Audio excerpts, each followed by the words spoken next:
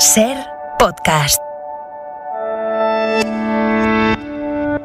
Hola, muy buenos días. Abril empieza realmente hoy con el regreso de Semana Santa. Será un mes que definirá muchos de los retos inmediatos a los que se enfrenta este país. De entrada, despejará el posible éxito o fracaso de la campaña de vacunación en Europa. Será un mes en el que sabremos si la cuarta ola de contagios se queda en una ondita, como deseaba Fernando Simón, y será un mes en el que la gestión de la pandemia entrará en la campaña, en la de las elecciones de Madrid. Pablo Morán, buenos días. Buenos días, Ángeles. Justo dentro de un mes estaremos contando los resultados de esos comicios en los que Isabel Díaz Ayuso aspira, según los sondeos, a conseguir mayoría absoluta, agrupando el voto anti-Sánchez, porque esta campaña tiene una evidente lectura nacional. Lo demuestra el tono que utilizó este domingo Pedro Sánchez en un acto de apoyo al candidato socialista Ángel Gabilondo. Entró el presidente en campaña para censurar la gestión de la pandemia en Madrid. Que queremos defender la salud pública y salvar vidas, sobre todo proteger a nuestros mayores.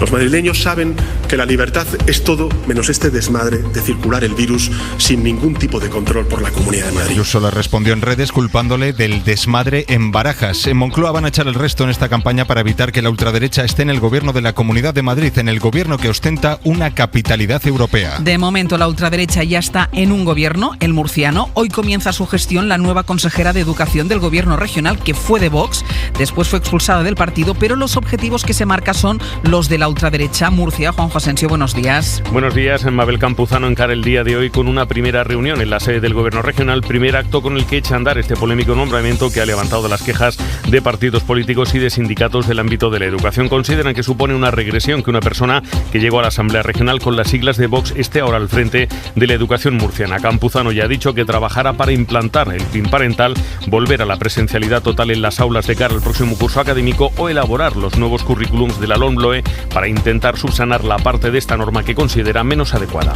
Dice el alcalde de Madrid y portavoz nacional del partido, José Luis Martínez Almeida, que el PP en Madrid aspira a no depender de nadie. Pero nosotros no queremos la victoria solo, queremos la mayoría más amplia posible, y en eso es en lo que nosotros estamos trabajando, porque es necesaria una mayoría lo más amplia posible para que Madrid tenga ese gobierno de estabilidad que los madrileños merecen durante los próximos 2 años. Pero la izquierda se conjura para evitarlo. La consigna es aparcar los temas que dividen a la izquierda, y en ese compromiso está también el ex vicepresidente y ya candidato Pablo Iglesias. Informa Javier Carrera, buenos días. ¿Qué tal? Buenos días. Las cuentas de Iglesias pasan por movilizar a los barrios trabajadores y que su participación se iguale con la de los barrios acomodados. Si eso pasa, gana la izquierda, es lo que transmiten desde el partido. De momento ya ha visitado, sin periodistas, lugares como Vallecas o Parla. La otra novedad es que no pedirá el voto para su propia formación, sino para las izquierdas. Es más importante que no gane Ayuso, así lo justifican en las filas moradas.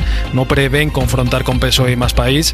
La idea de Iglesias además es no intervenir estos días en temas de gobierno, aunque si hay algo urgente estará, aseguran en su entorno. Se quiere dejar espacio a Yolanda Díaz, quien eso sí estará presente en varios actos de campaña. Hoy llegan a España 1.200.000 dosis más de Pfizer. Con ellas se espera mantener e incluso incrementar el ritmo de vacunación durante las próximas semanas, que serán clave para recuperar el tiempo perdido en los 3 primeros meses de campaña. Uno de los objetivos para esta semana es completar la vacunación de los mayores de 80 años en todas las comunidades autónomas. Vamos con retraso, es un objetivo que debía haberse alcanzado el miércoles de la semana pasada. Nos jugamos que la posible cuarta ola de contagios que empieza a dibujar las estadísticas sea más o menos mortífera con los colectivos más vulnerables, en una semana en la que tendremos que encajar los datos de esta Semana Santa. Mariola Lourido. Hasta finales de semana no se comprobará el impacto real de las fiestas en la pandemia y si vamos a la cuarta ola, pero las autoridades de Madrid, Cataluña y Andalucía, las comunidades autónomas más pobladas, ya han avisado de que habrá un repunte de contagios por los movimientos internos y los contactos sociales en la Semana Santa. Durante el fin de semana se ha observado un aumento de la presión hospitalaria, tanto en los ingresos en planta como en las UCI. Se aprecia en Madrid, Cataluña, Andalucía, País Vasco o Navarra, y se ha registrado un descenso de positivos, pero porque se han hecho menos pruebas diagnósticas. Madrid, País Vasco y Navarra siguen en nivel de riesgo extremo, según el semáforo de sanidad, con más de 250 casos por 100.000 habitantes, y otras 3 comunidades están como la media en riesgo alto por encima de los 150, y la positividad de los tests continúa subiendo e indicando que la pandemia está fuera de control. Y esta semana empieza otra campaña, la de la renta Santa. Empieza el miércoles, con la atención puesta en los beneficiados por los ERTEs, que tendrán que declarar 2 pagadores este año. Otro de los puntos en los que Hacienda está poniendo la lupa es en los pisos de alquiler no declarados. 1 de cada 4 propietarios sigue sin incluirlos en la declaración. Eladio Meizoso. En 2004 no se declaraban el 63%, en 2010 el 52%. Ese año la agencia tributaria advirtió de que podía descubrir los no declarados a través del consumo eléctrico. Además, en la declaración de la renta hay que consignar el domicilio y aclarar si la vivienda es en propiedad o alquilada. Así han aflorado 6 de cada 10 alquileres y el cerco se va cerrando sobre los demás con cartas de advertencia de la agencia tributaria. José María Mollinedo es portavoz de Gesta, de técnicos de Hacienda. Es muy fácil para los técnicos de Hacienda que descubran un alquiler sumergido. Por eso la agencia tributaria está enviando cartas avisando a los propietarios que declaren esos arrendamientos, incluidos los de uso turístico, para evitar males mayores. Y advierte, si alguien no declara y le cazan, tributará por todos los ingresos sin la desgravación actual del 60%, más una multa adicional del 50%. Es lunes, es 5 de abril. Y seguro que muchos de los más pequeños de la casa se estarán lamentando de lo cortas que han sido las vacaciones de Semana Santa. Enrique García, buenos días. Hola Ángeles, buenos días. Ya podrían durar las vacaciones lo mismo que la Cuaresma, pensarán muchos de los que ayer estuvieron forrando libros, porque hoy vuelven al cole. Media España preparando la mochila, los cuadernos nuevos, y algo menos de la otra mitad, 5 comunidades lo harán mañana. Claro, porque hoy es festivo en Baleares, en la Comunidad Valenciana, en Navarra, País Vasco y Cataluña. Y en alguna de ellas, sobre todo en Cataluña, hoy es el día en el que se entrega la mona de Pascua. Tú esto creo que lo conoces bien, ¿no, Ángeles? Me suena, incluso ya he comido algún trocito. Qué suerte, es el dulce típico que regalan los padrinos a los ahijados o los abuelos a los nietos, de lo que existen testimonios y escritos que sitúan su origen en el siglo XV. Hay quien sitúa su nacimiento incluso en los moriscos, que se lo regalaban a sus señores. De hecho, mona viene del árabe muna, que significa regalo. Yo os digo una cosa, ya he tenido suficiente con las torrijas y toca Operación Verano, pero ¿con cuál nos quedamos? ¿Con la mona de brioche o con la de chocolate incluida? A mí me gusta la tradicional, que además la que siempre ayer se la regalé a mi padre, que es así como un brioche con huevos duros. Huevos, no de chocolate, sino huevos de gallina, huevos duros. Pero en cualquier caso son tradiciones que se pueden convertir en todo un símbolo. Es lo que ha ocurrido este fin de semana en Myanmar, la antigua Birmania. Allí no hay monas como tal, pero sí huevos de Pascua. Sabéis que desde el golpe de Estado del 1 de febrero el ejército está matando a civiles, así que ayer el país, que lleva 2 meses de protestas pacíficas, amaneció lleno de huevos de Pascua, de huevos de Pascua en plazas, en puentes, en la calle, con frases escritas en los huevos como "queremos democracia" o "revolución de primavera". Primavera que aquí en España seguimos notando en lo meteorológico. Aunque durante la mañana no olviden el jersey, porque hace frío, más que durante las mañanas de este fin de semana, pero habrá sol durante todo el día, con máximas de hasta 25 grados, algo más fresquito en el Cantábrico durante la tarde. Acabamos de estrenar el segundo trimestre del año, un trimestre y un mes clave para el proceso de vacunación. Y a partir del mes de abril vamos a dar un salto extraordinario en el suministro a las comunidades autónomas para la administración de estas dosis al conjunto del país. Puedo anunciar ya que Pfizer en el mes de abril va a suministrar solo Pfizer 4.8 millones de vacunas, en torno a 1.200.000 dosis por semana. El plan de vacunación ha pisado el acelerador esta Semana Santa, en la que hemos recibido el 25% de todas las vacunas que se han distribuido hasta ahora, más de 2 millones de los 10 millones de dosis que se han dado desde diciembre. Según la última actualización de Sanidad, del jueves al sábado se han administrado 206.000 dosis. Escuchábamos al presidente del gobierno y a la ministra Darias cuando anunció, lo hizo aquí en Hoy por Hoy, que en abril íbamos a recibir 1.200.000 dosis de Pfizer cada semana. De momento cumple, porque hoy se distribuye esa cifra de vacunas por todos los territorios. El gobierno confía, por tanto, en que el mes de abril sea la palanca que impulse el ritmo de vacunación hasta verano, con las dosis de Pfizer, pero también con las de Janssen, de las que está previsto que lleguen 5,5 millones a mitad de este mes. Con este calendario el gobierno insiste en que se puede lograr su objetivo. Vamos a cumplir con todos los objetivos que nos hemos marcado para que antes de que finalice el verano el 70% de la población europea y también española estemos vacunados. Bueno, pues tiene que acelerarse mucho para que salgan los números, especialmente entre las comunidades más rezagadas, porque una de las conclusiones que deja el primer trimestre de la vacunación pasa por las diferencias que hay entre territorios. Con Baleares, la Comunidad Valenciana y La Rioja a la cabeza, y con Euskadi, Galicia y Navarra a la cola.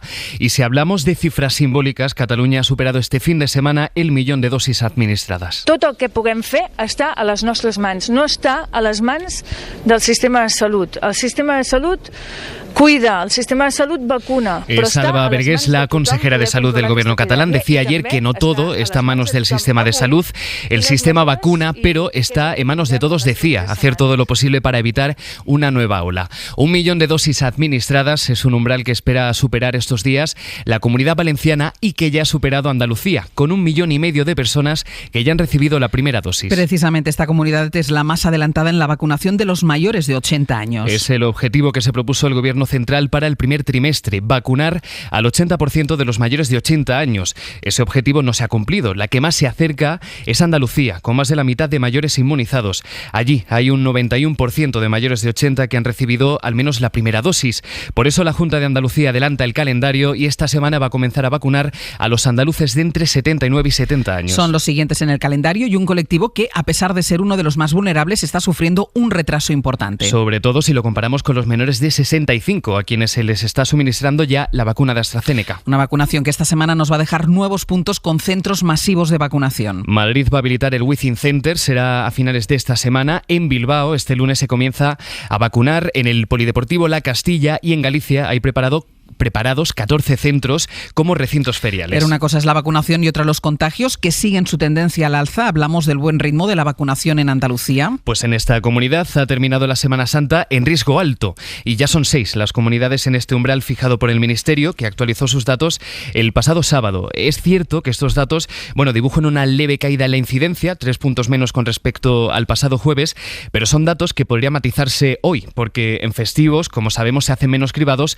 y la fotografía, por tanto, suele ser incompleta. La mayoría de comunidades han registrado un descenso de casos este fin de semana en riesgo extremo, por encima de los 250 casos por cada 100.000 habitantes están Euskadi, Navarra y la Comunidad de Madrid. Y luego hay territorios como Extremadura que están en riesgo bajo, pero que ha tenido un salto cuantitativo esta semana. Desde el lunes la incidencia en Extremadura 7 días se ha incrementado un 52%. Vamos a Extremadura. Inma Salguero, buenos días. ¿Qué tal? Buenos días. Pues así es, la incidencia sigue al alza y tras el último informe de Salud Pública se sitúan 119,98 casos a los 14 días y 67,15 a los 7.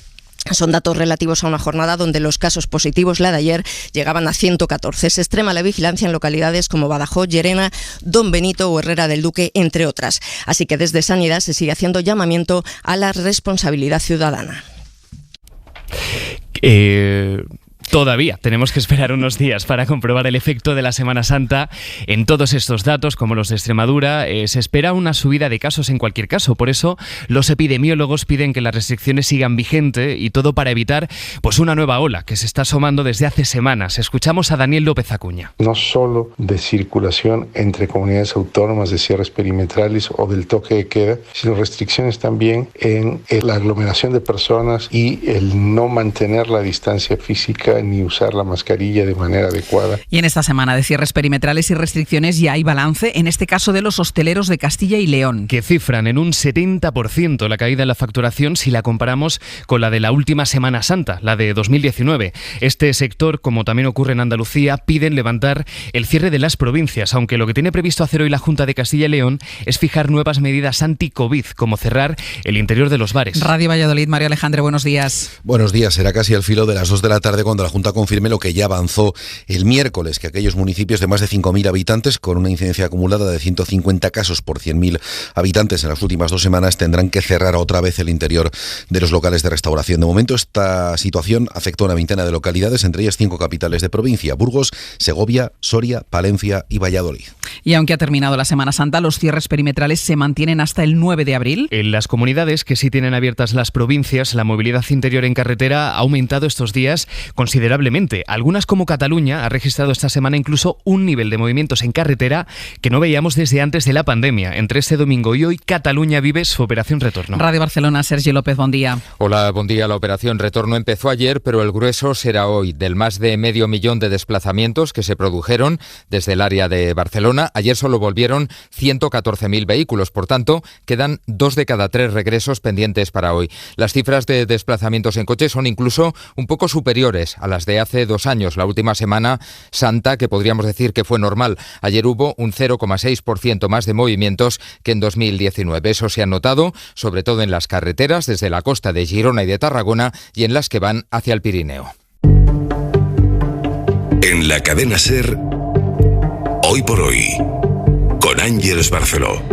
En toda Europa los contagios siguen al alza y continúan las restricciones duras. Aumenta la incidencia en Francia, que ha comenzado este fin de semana un confinamiento que va a durar un mes, y en Italia la media de casos diarios sigue estancada. Hoy termina el confinamiento duro decretado por el gobierno durante la Semana Santa, aunque va a permanecer en algunos territorios. Borja Cameselle. Será en las zonas más afectadas como Lombardía, que han registrado 3.000 contagios de los 18.000 de toda Italia. Son datos similares a los del pasado diciembre, en plena segunda ola. En Francia empiezan hoy la primera semana laborable de su tercer confinamiento total. La media de casos no baja de los 37.000 diarios y son los peores de toda la pandemia. Y la esperanza está en Reino Unido, que con más de la mitad de su población vacunada este domingo ha notificado 10 muertos, el dato más bajo de los últimos 6 meses. Por otro lado, están las dudas que todavía despierta AstraZeneca. El gobierno británico ha informado que 7 personas vacunadas con este fármaco han fallecido por trombos.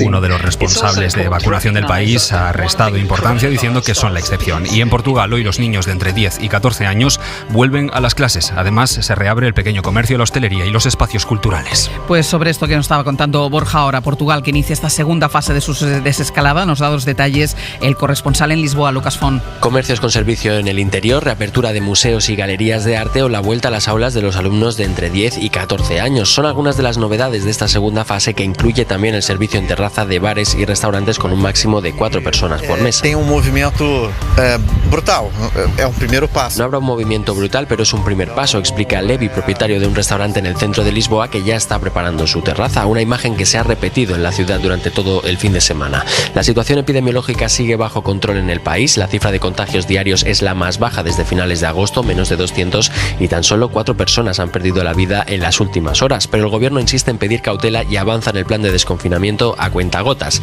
Además del cierre de cines, universidades o el interior de los restaurantes, el Ejecutivo mantendrá los controles en la frontera con España al menos hasta el próximo 16 de abril. Y casi 1.200 españoles atrapados en Marruecos por el cierre de fronteras decretado por el gobierno marroquí el pasado martes han sido repatriados este domingo en un barco y en un avión fletados especialmente para traerlos de vuelta a España, informa desde Rabat Sonia Moreno. 1.150 españoles, un tercio de los 3.000 atrapados en Marruecos, ya están en España. Viajaron ayer en un vuelo especial de Iberia desde Casablanca a Madrid y en un ferry de Tangermet a Algeciras. En este trayecto hablamos con Tariq Guddat, un marroquí nacionalizado español que estaba de vacaciones en Agadir. Tenía un vuelo de vuelta el jueves día 1 desde Marrakech. Resulta que tras las restricciones del gobierno de Marruecos nos han tenido que cancelar los vuelos. Por motivos laborales, para regresar a España necesitaba coger el barco de repatriación. El martes volverán a salir un avión y un ferry con más españoles atascados después de que el gobierno marroquí cerrase el espacio aéreo con España el 31 de marzo para combatir la COVID. Las recomendaciones para los que estén en esta situación es llamar al consulado español que esté en la región, contactar con Iberia y con las navieras que organizan el retorno. Hoy por hoy, en Ser Podcast. ¿Cómo debe seguir Donosti todavía hoy? Pues fíjate, más bonita que nunca y con el orgullo subido. ¿Qué vamos a contar? No es para menos, 34 años se ha resistido el título de Copa. A las 10 viene Iñaki, así que ya nos contará cómo lo vivió él. Lo mismo se arranca a cantar. Bueno, ya veremos, ¿eh? O a celebrarlo como Imanol Alguacil, el entrenador de la Real. ¡Real, ale! ¡Ir a vaciarte! ¡Petiego Gogara Sureki! ¡Vamos, Real! Es el sonido, yo creo, que mejor representa la alegría de una ciudad que ha tenido que contener la euforia en las celebraciones y no siempre se ha conseguido. San Sebastián, Iker Ibáñez, Egunon. Egunon, ¿qué tal? Bueno, en líneas generales la gran mayoría ha sabido celebrar de forma contenida, pero es cierto que la euforia, esa emoción y el fútbol se han impuesto para muchos frente a la situación de pandemia. Escuchen.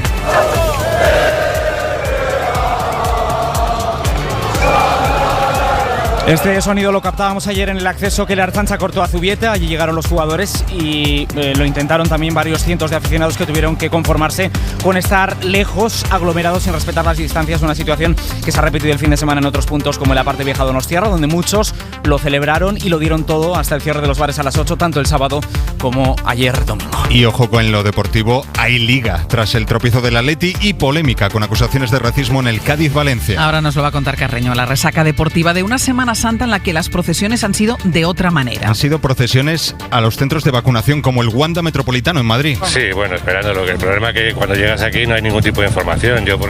La organización es nefasta porque no tienes ningún tipo de información. La información te la da la gente que está en la cola. O sea, es un despropósito esto, o sea, fatal. ¿Cuánto tiempo llevamos? Nosotros hora y media. Ese es el tiempo medio de espera en ese gran recinto de vacunación habilitado por la Comunidad de Madrid y que van a seguir abriendo los territorios para acelerar la administración de dosis. Algo que será determinante para rebajar al mínimo la mortalidad de la cuarta ola de contagios. A finales de esta semana vamos a encajar los contagios de esta Semana Santa, que se cierra hoy en 6 comunidades autónomas con la operación regreso de aquellos que sí se han podido ir a pesar de los cierres, con el mismo reproche. Si al mismo tiempo permiten que turistas de fuera pues puedan pisar a comunidades autónomas y son de otros países, pues la verdad es que no tiene mucho sentido. Porque que puedan venir del extranjero y que nosotros no podamos movernos, pues me parece fatal. Pues que nos mudamos, estamos de vuelta. En estos festivos se han repetido las aglomeraciones en el centro de Madrid, pero también en algunas playas. Las entradas este domingo al área metropolitana de Barcelona fueron similares a las que se contabilizaron en 2019, es decir, antes de la pandemia. Es lunes, es 5 de abril.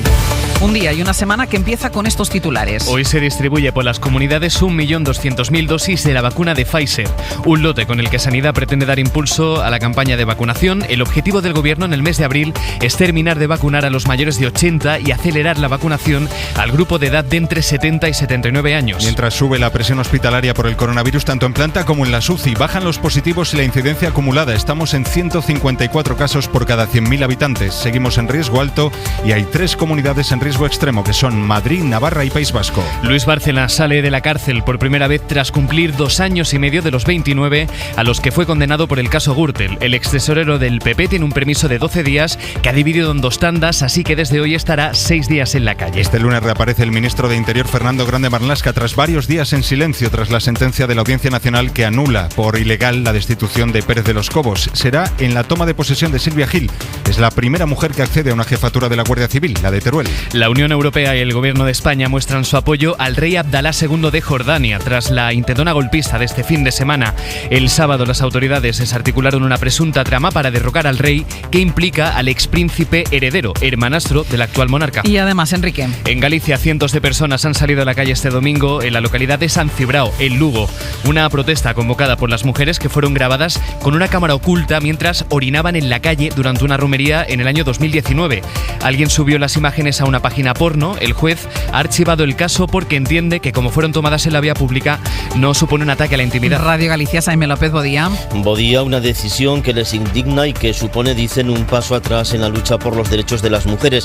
Creen que sí es delito y van a presentar varios recursos. Cientos de personas las han acompañado ayer domingo en una manifestación en San Cibrao. Alba es una de las afectadas, está convencida de que no se ha investigado lo suficiente. Non nos parece xusto que non se vexe delito aí. Pensamos que se lle deixamos pasar a isto sería un paso atrás en todo canto conseguiron as mulleres ao largo deste tempo. Hay mujeres de A Mariña, de otros puntos de Galicia, incluso de otras comunidades, y algunas que no han sido identificadas. Y hoy comienza en León el juicio por la muerte de 6 mineros en un pozo en 2013 por un escape de gas grisú. En el banquillo se sienta la cúpula de la Hullera Vasco-Leonesa, que es la propietaria del pozo. Radio León, Chechu Gómez, buenos días. Buenos días. Han tenido que pasar 7 años y medio para que por fin haya juicio. La instrucción ha resultado interminable y penosa para las familias de las víctimas, que critican que los directivos de la empresa hayan ralentizado el proceso con una cascada de constantes trabas y recursos. Se sienten como David frente a Goliat, pero al menos hoy van a ver en el banquillo de los acusados a 16 altos responsables de la compañía, para quienes la Fiscalía pide 3 años y medio de cárcel y las acusaciones particulares 6. Se les acusa de haber actuado con negligencia y de haber propiciado por imprudencia grave la muerte de 6 mineros por un escape de grisú. Otros 8 resultaron heridos. Se da la circunstancia de que con la liquidación del sector minero la empresa ya lleva años cerrada. El juicio empieza hoy a las 10 y durará un mes y medio. Hoy por hoy, en Ser Podcast.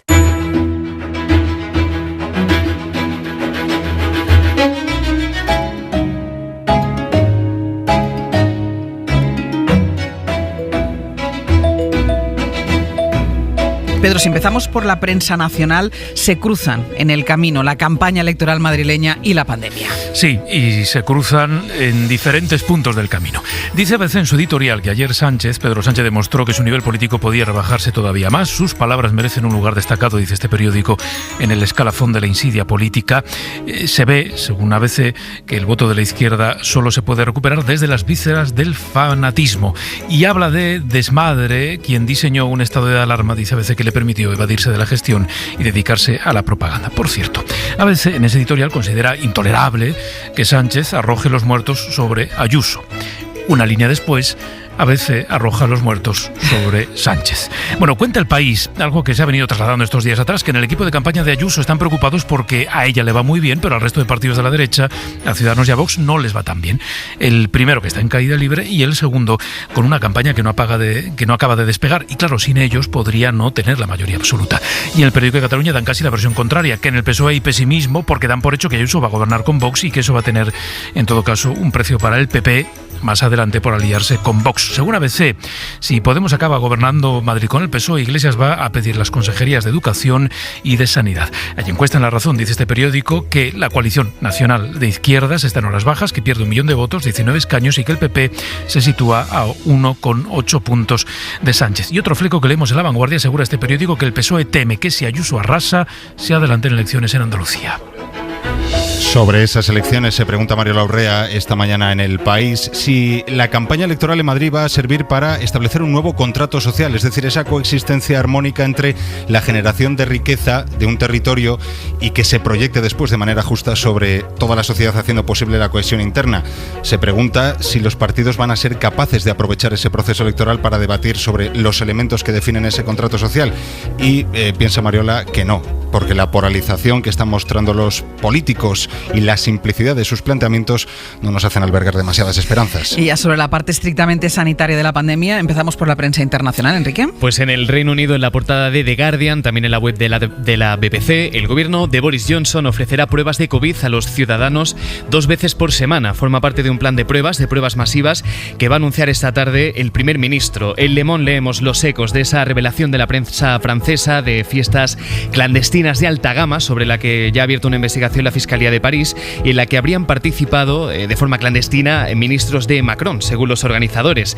Y en el italiano Il Corriere della Sera, es una historia de turismo de vacunas, la de un conde de 57 años que ha ido a vacunarse a Bulgaria y que cuenta su periplo. Es un periplo fácil y que no es exclusivo de la aristocracia, porque resulta que la embajada italiana en Serbia tiene colgada en su web, con todo lujo de detalles, el procedimiento para viajar al país y vacunarse. Y es que desde el 11 de enero, cualquier ciudadano del extranjero sin permiso de residencia puede solicitar turno para vacunarse, y además es a la carta, puede elegir. Este conde explica que eligió la de Pfizer y que en 48 horas tenía cita para la vacunación. Vaya.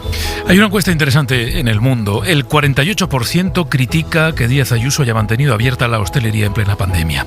El 46% está a favor. Es decir, son más los que están en contra de la medida de Ayuso que los que están a favor. El 63% no confía en que lleguemos al verano con una vacunación masiva y por tanto recuperemos cierta normalidad.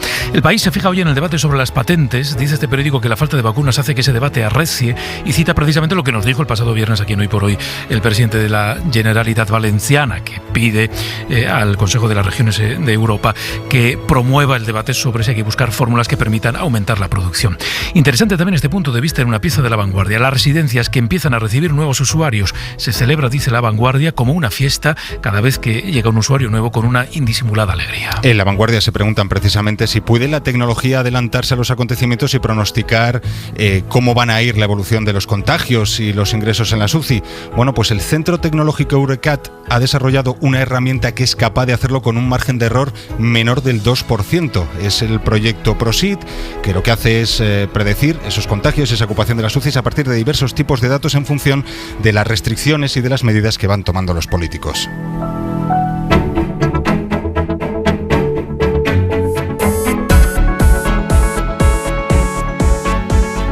La resaca deportiva de la Semana Santa, que nos echa mucha resaca deportiva esta Semana Santa, hoy con el director del larguero, Manu Carreño. Manu, buenos días. Hola Ángels, buenos días. A ver, vamos a ir por partes. Sí. ¿Se puede apretar la cabeza de la Liga? Luego te pregunto por eso, Correcto. porque está calentito la cabeza de la Liga, pero yo creo que hay que empezar hablando por eso que se vivió ayer en el Cádiz-Valencia, en ese incidente racista bochornoso. Cuéntanos qué pasó. Lamentable porque lo que podía haber sido un gran día para el fútbol y para el deporte español se ha quedado en un sí pero no, en una quiero pero no puedo. Ya.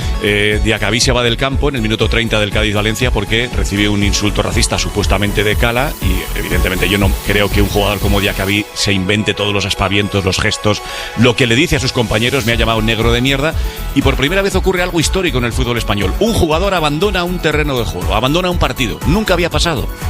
Hubo algún amago, os acordáis sobre todo el de Samuel Eto'o, sí, pero luego le convencen, pero esta vez se va del campo por un insulto racista. Y además se van sus compañeros, se va todo el equipo. Bueno, algo que podía haberse aprovechado, porque no se trata de acabar con el racismo en el fútbol, se trata de acabar con el racismo en la sociedad. Y el fútbol es una potentísima herramienta para trasladar ese mensaje. Pero al final, después de 15 minutos, el Valencia vuelve al partido. ¿Por qué? Porque no hay ninguna imagen, porque el árbitro dice que él no lo ha oído, y porque supuestamente al Valencia sus directivos le dicen: o salís al campo o nos van a quitar 3 puntos. Y claro, los jugadores y el entrenador dicen: pues vamos al campo. Pero fíjate, Ángels, qué gestión se hace, qué imagen del fútbol español, que más allá del insulto, que hay que creer también en la presunción de inocencia, Cala dice que no le ha dicho nada. Bueno, pero ¿por qué no hablan los protagonistas? ¿Por qué no habla nadie? Ya. Al final lo que hace la Liga es... ¿Por qué es el fútbol, Manu? Pues al final hay que reflexionar, tenemos que preguntarnos, ¿pero por qué se esconde a Diacabí? Es que hasta ahora, casi 8 de la mañana, Diacabí, ¿por qué no sale y dice: me llamó esto, me ha gritado esto, y es lamentable? Y que lo cuente, que nos cuente lo que sintió en el campo. ¿Por qué el Cádiz esconde a Cala? ¿Por qué no cuenta el jugador? Si no le ha insultado, que salga y que lo diga. Es tan lamentable la gestión que en lugar de ser transparentes, lo metemos debajo de la alfombra, a ver si pasan 2 días que no salga ninguna imagen, y nos olvidamos. Y a otra cosa, Pero Manu, es que esto es muy habitual en el mundo del fútbol. Sí, es muy habitual en el mundo del deporte. Sí, en el mundo del deporte. En lugar de ponerte de frente, en lugar de plantarte frente al problema y decir: a ver, ¿qué ha pasado aquí? Claro. Porque vamos a contar lo que ha pasado, pero no, aquí nadie dice nada, todo el mundo se esconde, vamos a seguir jugando porque si no nos quitan 3 puntos.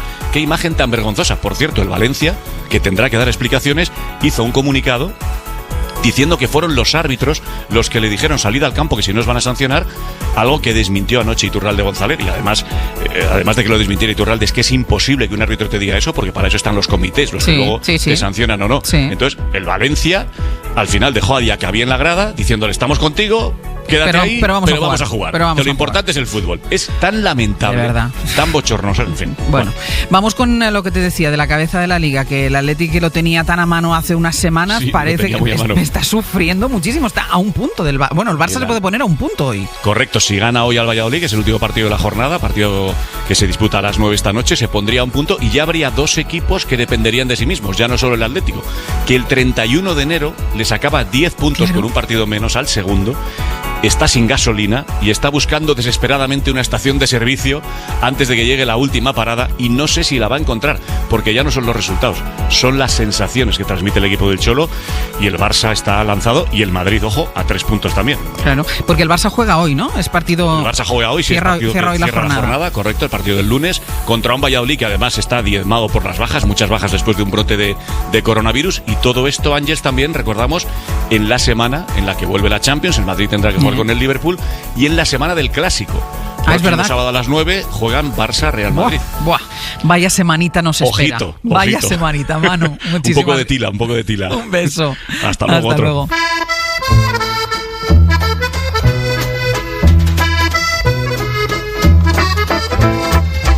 Marco Antonio Aguirre, buenos días. Buenos días, Ángels, y buenos días a todos. Las vacunas. Tema las vacunas. Me he levantado prontico hoy y estaba escuchando la radio y mirando la prensa, y veo que los de Ayuso culpan al gobierno central de no estar haciendo bien las cosas a la hora de ir vacunando con diligencia. Y los del gobierno central culpan a Ayuso de no estar haciendo bien las cosas a la hora de vacunar y de no hacerlo con diligencia. Y a mí se me pasa por la cabeza una cosa Pero es que no sé cómo decirlo, porque... A ver, es que es una pregunta un poco dura. A ver si es que yo ando muy equivocado o qué, pero... A ver, lo voy a decir rápido. No será... Y pido perdón de antemano, pero... ¿No será que lo están haciendo mal unos y otros, leche? Los dos. Qué manía con que A es bueno, B es malo, B es bueno, A es malo. ¡Qué pesado! Marco Antonio Aguirre.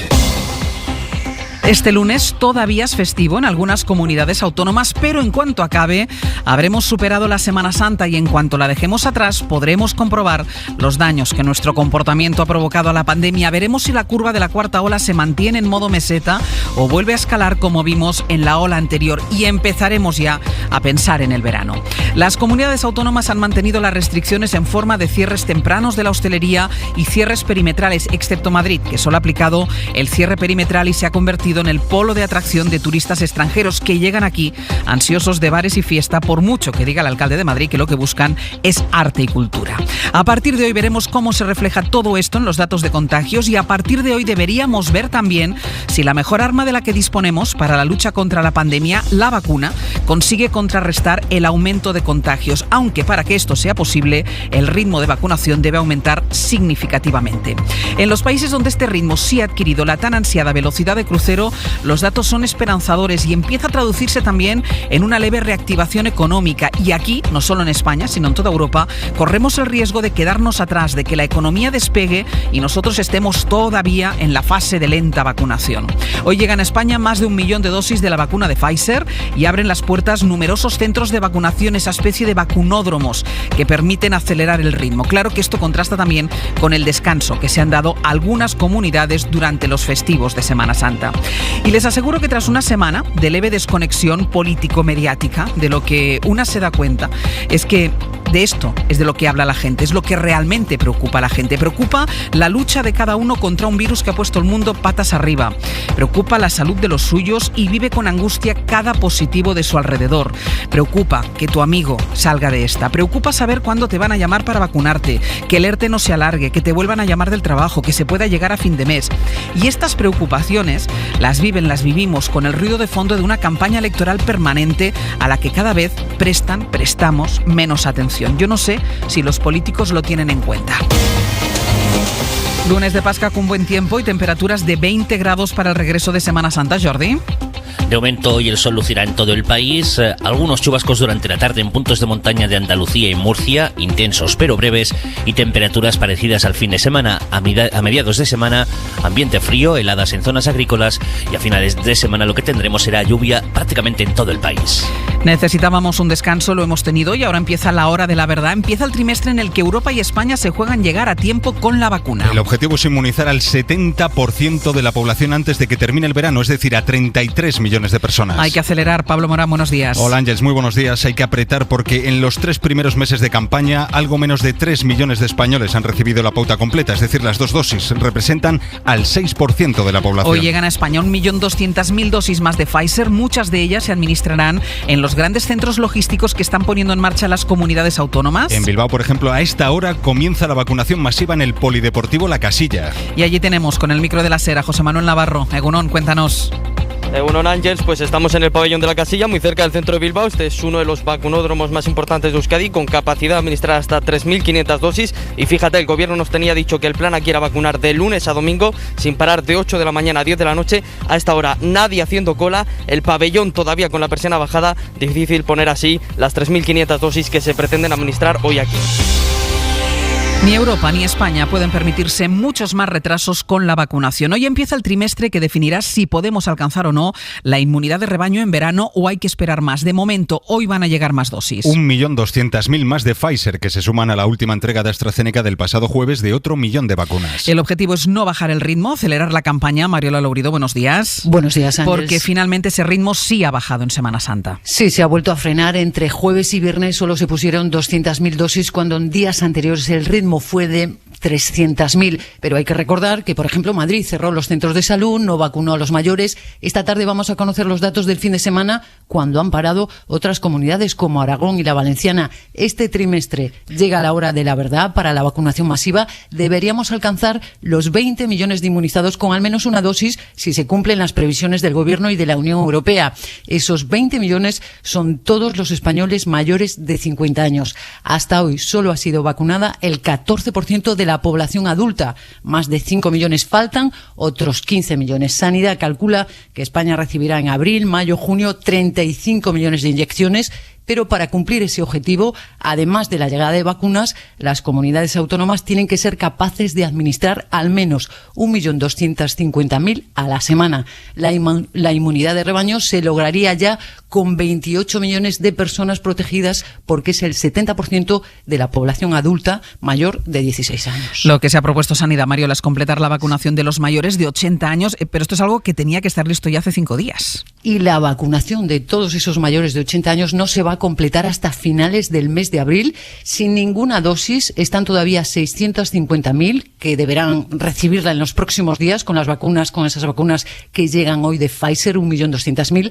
A lo largo del mes se irá terminando con la segunda dosis al 1.600.000 que están pendientes de la pauta completa de la segunda dosis. Pfizer va a enviar este mes casi 5 millones de dosis suficientes para este colectivo y para empezar a vacunar a otro grupo muy importante, los que tienen entre 70 y 79 años, que son 4 millones de personas. Solo el 4% ha recibido al menos una dosis, y este mes de abril en grandes recintos e instalaciones se va a continuar vacunando con AstraZeneca entre 60 y 65 años y a los trabajadores esenciales. Mariola, hasta luego. Hasta ahora. Esta vacunación es una carrera contrarreloj contra el propio virus y la cuarta ola de contagios. Hasta finales de semana no sabremos cuánto suben los contagios por los movimientos de estas vacaciones. Sanidad sí actualizará hoy los datos después de los festivos, en los que en general han bajado los positivos, pero es que también han bajado las pruebas diagnósticas. Lo que se ha aumentado es la presión hospitalaria. España empieza este trimestre en el nivel de riesgo alto de contagio. Diferentes ritmos de vacunación que se traducen en una recuperación económica a distintas velocidades. Lo explicamos ya en la pizarra. Javier Ruiz, buenos días. ¿Qué tal? Muy buenos días, Ángeles. Porque los datos, Javier, ya empiezan a reflejar una divergencia de las diferentes economías en función de a quién han vacunado o quién vacuna más o menos. Sí, la vacuna está rompiendo la recuperación económica en dos. La de quienes sí vacunan, con economías a pleno rendimiento, y la de quienes nos quedamos atrás.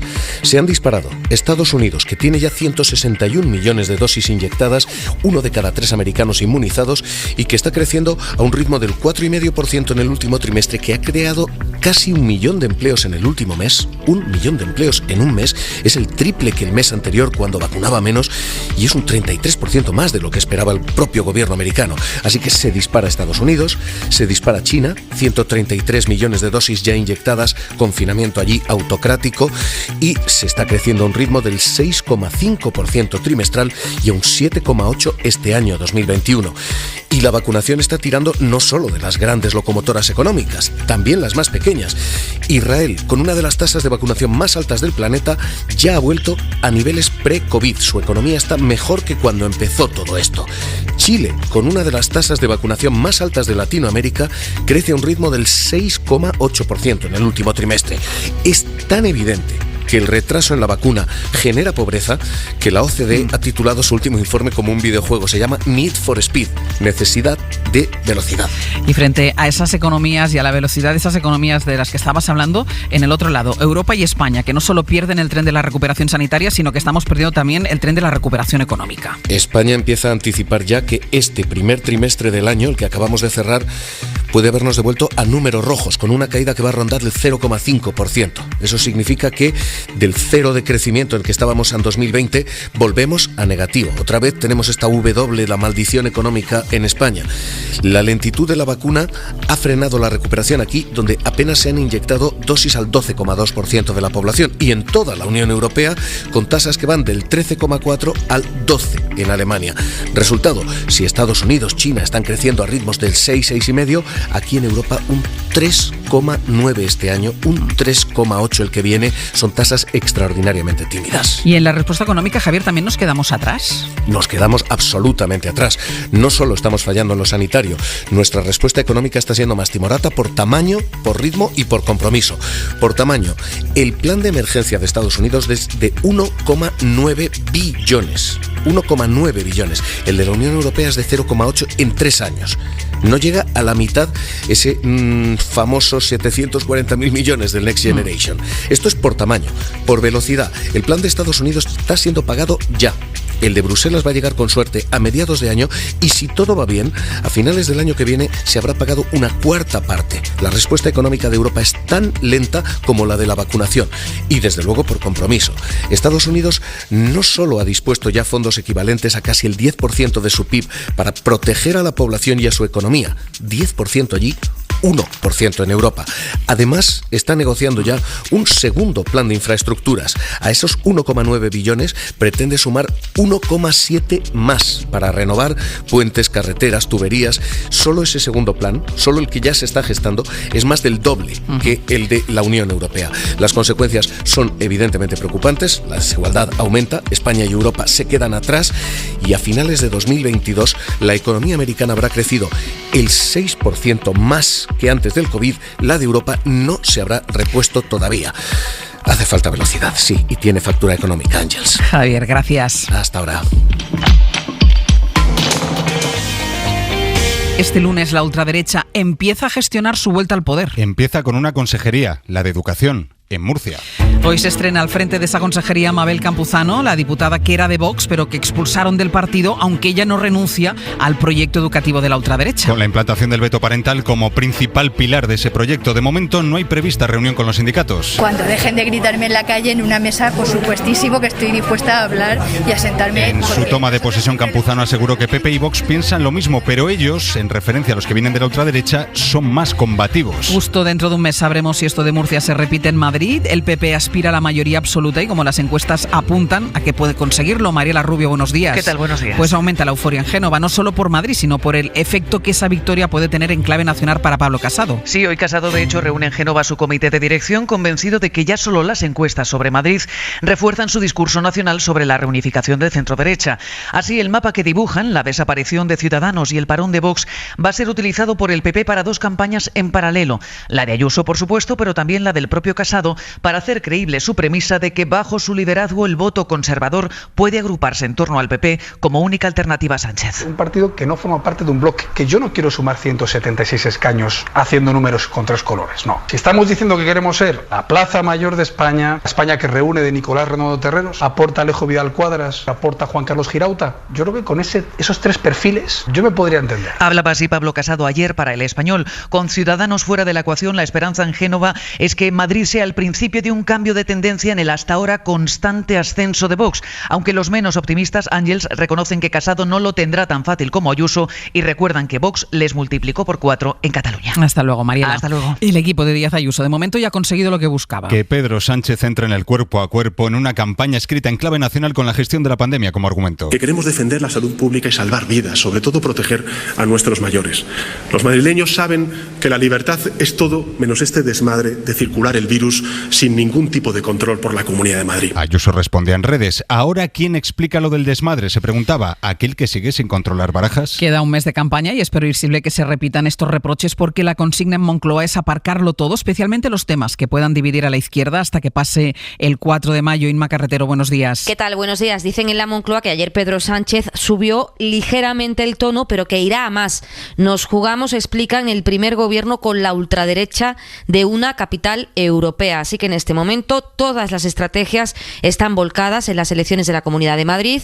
Las fuentes del gobierno que consultamos aseguran que en este mes no se va a abrir ninguno de los melones pendientes dentro del Ejecutivo, como la derogación de la reforma laboral o la revisión del Código Penal, porque todo el empeño está puesto en una campaña en la que el PSOE asegura que hay partido, que se juega todo en unos cuantos escaños, y en el equipo de Gabilondo creen que nadie tiene garantía garantizada la suma en este momento, esos más de 68 escaños que son el gran objetivo de la competición, que insisten en que está muy reñida a pesar de la popularidad de Díaz Ayuso. Tenemos a Madrid en stand-by hasta dentro de un mes y a Cataluña también paralizada. A la espera de un gobierno que no termina de acordar el independentismo a pesar del contexto de crisis general. Tienen hasta el 26 de mayo para conseguirlo. Y el cortejo continúa a Barcelona. Sergi López, buen día. Hola, buen día. Continúa el cortejo, pero parece que con poco éxito. Durante las últimas horas, el secretario general de Junts per Cat, Jordi Sánchez, ha dicho en una entrevista en La Vanguardia que no contemplan repetir las elecciones, pero que podrían apoyar en la investidura a Pere Aragonès y después pasar a la oposición. Si esto fuera así, Esquerra podría tener el apoyo de la CUP y a lo mejor de los comunes, pero solo sumarían unos 50 escaños de los 68 necesarios para tener la mayoría en el Parlamento durante la legislatura. A Junts no le ha gustado que Esquerra pactara un acuerdo con la CUP sin tenerlos en cuenta y parece que el calendario se va a seguir acercando al 26 de mayo sin acuerdo.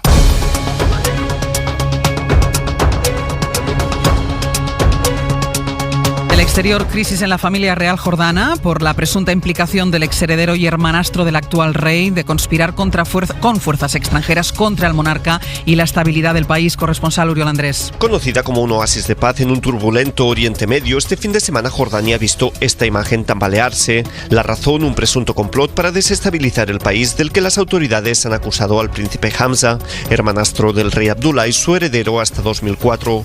Una quincena de personas, entre ellas figuras prominentes del reino, han sido arrestadas y según el relato oficial, Hamza se habría coordinado con grupos extranjeros y algunos influyentes líderes tribales para su plan. En un vídeo filtrado a la BBC, el príncipe aseguró que se encuentra en arresto domiciliario e incomunicado y niega formar parte de ninguna conspiración. No soy la persona responsable de la descomposición, de la corrupción y de la incompetencia prevalente en nuestro sistema de gobierno durante los últimos 15 o 20 años. Exista o no complot, su descontento refleja el de muchos ciudadanos que sufren una severa crisis económica y el desprestigio de la clase dirigente contrasta con la popularidad del hermanastro. Sin embargo, el apoyo del ejército y de aliados como Estados Unidos o los saudíes garantiza la continuidad de la monarquía, considerada clave para la estabilidad en la región.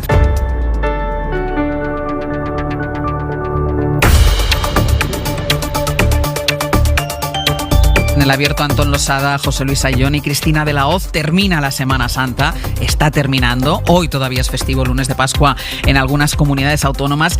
Ya solo quedan 3 meses para el verano, que es ese horizonte que se fijó el gobierno desde el comienzo para vacunar a ese 70% de la población y conseguir el tan ansiado inmunidad de rebaño, la tan ansiada inmunidad de rebaño, la inmunidad de grupo. Luego Mariola Lourido nos va a contar cómo van a aumentar en las próximas horas la llegada de vacunas a nuestro país, pero seguro que ya han estado o conocen a alguien que ha acudido o lo han visto o han escuchado, como le hemos contado, los famosos vacunódromos, esos recintos grandes para la vacunación masiva que las comunidades han puesto en marcha desde hace algunos días. En uno de estos centros, en Euskadi, está nuestro compañero de Radio Bilbao, José Manuel Navarro, en concreto en el Polideportivo La Casilla de la ciudad vizcaína en Bilbao. José Manuel Navarro, Egunon, cuéntanos. Bueno, pues ahora ya sí que ha levantado la persiana este pabellón de La Casilla, muy cerca del centro de Bilbao. Esperan aquí unas 50 personas a acceder al pabellón para recibir las vacunas de AstraZeneca. Personas de entre 60 y 65 años, 3.500 dosis se quieren poner hoy aquí a personas como Pedro Toral, de 63 años. Egunon, ¿qué tal? Egunon. Bueno, te avisaron por SMS. ¿Cómo recibiste la noticia y qué fue lo primero que hiciste? Bueno, la noticia, a ver, yo no me lo esperaba. Entonces yo cuando la vi, pues bien contento, porque cuanto antes se vacunó lo mejor. Y ya directo a coger la cita. Sí, nada. Ver el mensaje y seguidamente coger la cita. Es la vacuna de AstraZeneca, no sé si eso te da un poco más de respeto por el hecho de que sea la que te van a poner hoy aquí. Me da un poco de respeto, sí, por las noticias que se escuchan por ahí. Bueno, pero aún así es un paso hacia la normalidad, así que me imagino que contento, ¿verdad? Sí, contento. Lo que, a ver, cuando dan la segunda dosis. 3 meses, habrá que esperar hasta junio. Bueno, pero por lo menos ya... Eso es un pasito más hacia la normalidad, desde luego. Bueno, Ángel, pues ya ves, esta es la imagen. Yo también voy a ver si se despistan y me ponen a mí también la vacuna AstraZeneca. Tienes que crecer todavía un poquito. José Manuel, ¿hay mucha cola?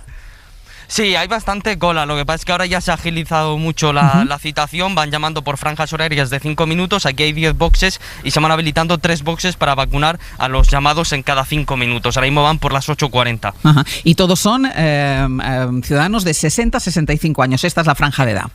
Eso es, ese es el plan hoy aquí. Población general de 60 a 65 años. El gobierno vasco quiere administrar 52.000 dosis entre el sábado y el lunes a este colectivo, por lo tanto poner la vacuna de AstraZeneca solamente. Pues José Manuel, muchísimas gracias. Nada, tío, hasta luego. De Euskadi nos vamos a ir a la Comunidad Valenciana porque podemos saludar a Ana Barceló, que es la consellera de Sanidad de la Comunidad Valenciana. Consellera, ¿qué tal? Muy buenos días. Muy buenos días desde la Comunidad Valenciana. Ayúdenos un poco a hacer cuentas. ¿Cuántas dosis han recibido su comunidad en estos últimos días? Pues mire, hoy mismo recibimos de Pfizer 120.000 vacunas. Por tanto, esta semana la Comunidad Valenciana, junto con las que lleguen de AstraZeneca, vacunaremos a cerca de 224.000, administraremos 224.000 dosis. Y empezamos ya con los grupos etarios. Por tanto, esta semana es muy importante para la comunidad. Estas dosis que están, esta cifra, este dato de dosis que han recibido en estos últimos días y en estas últimas horas, consellera, ¿supone un salto respecto a lo que venía siendo habitual hasta ahora?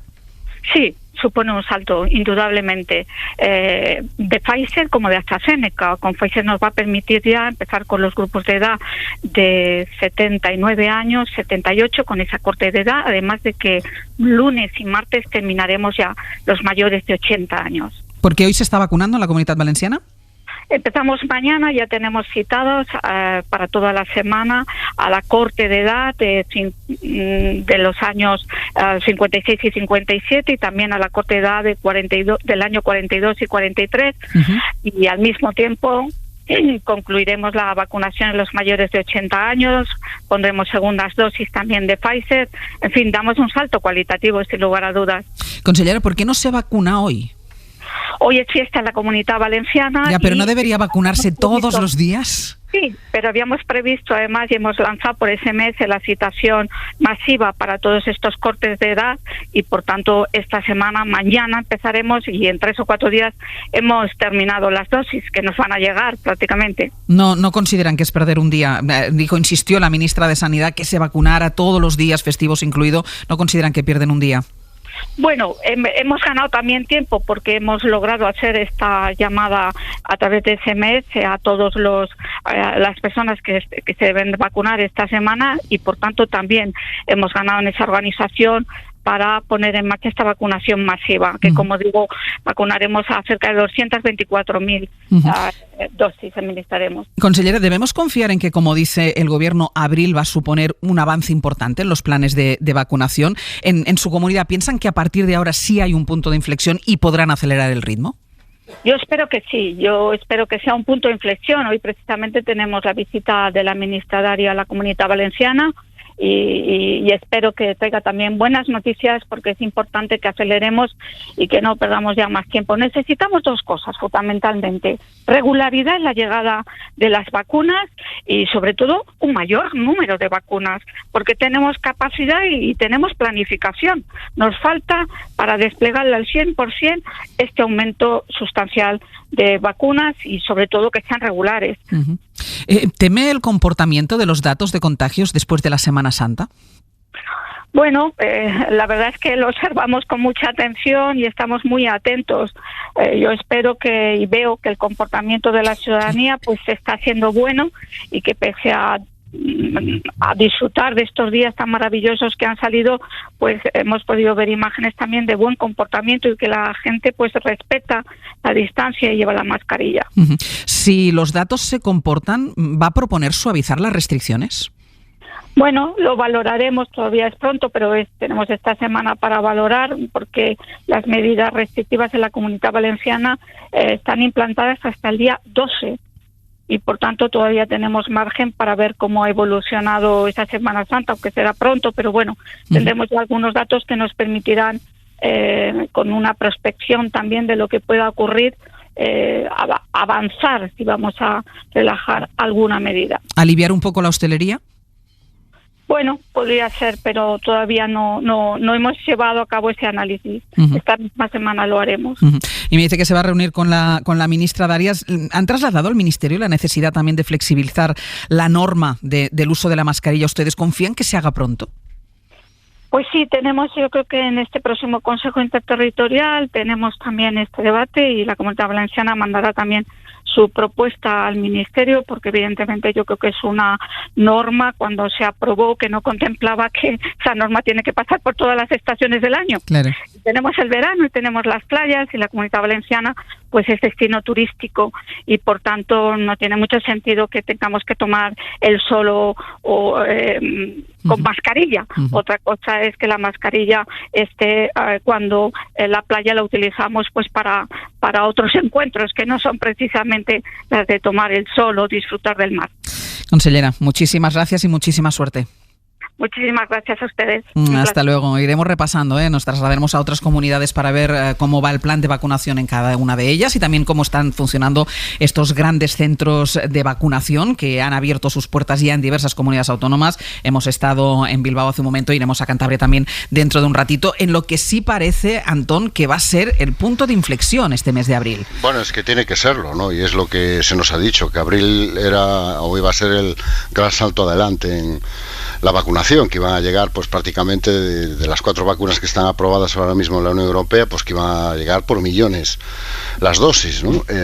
Y yo creo que es importante insistir en una idea que yo creo que en esta casa hemos repetido muchas veces, ¿no? Esto es lo más importante que tenemos que hacer en este momento. Sí.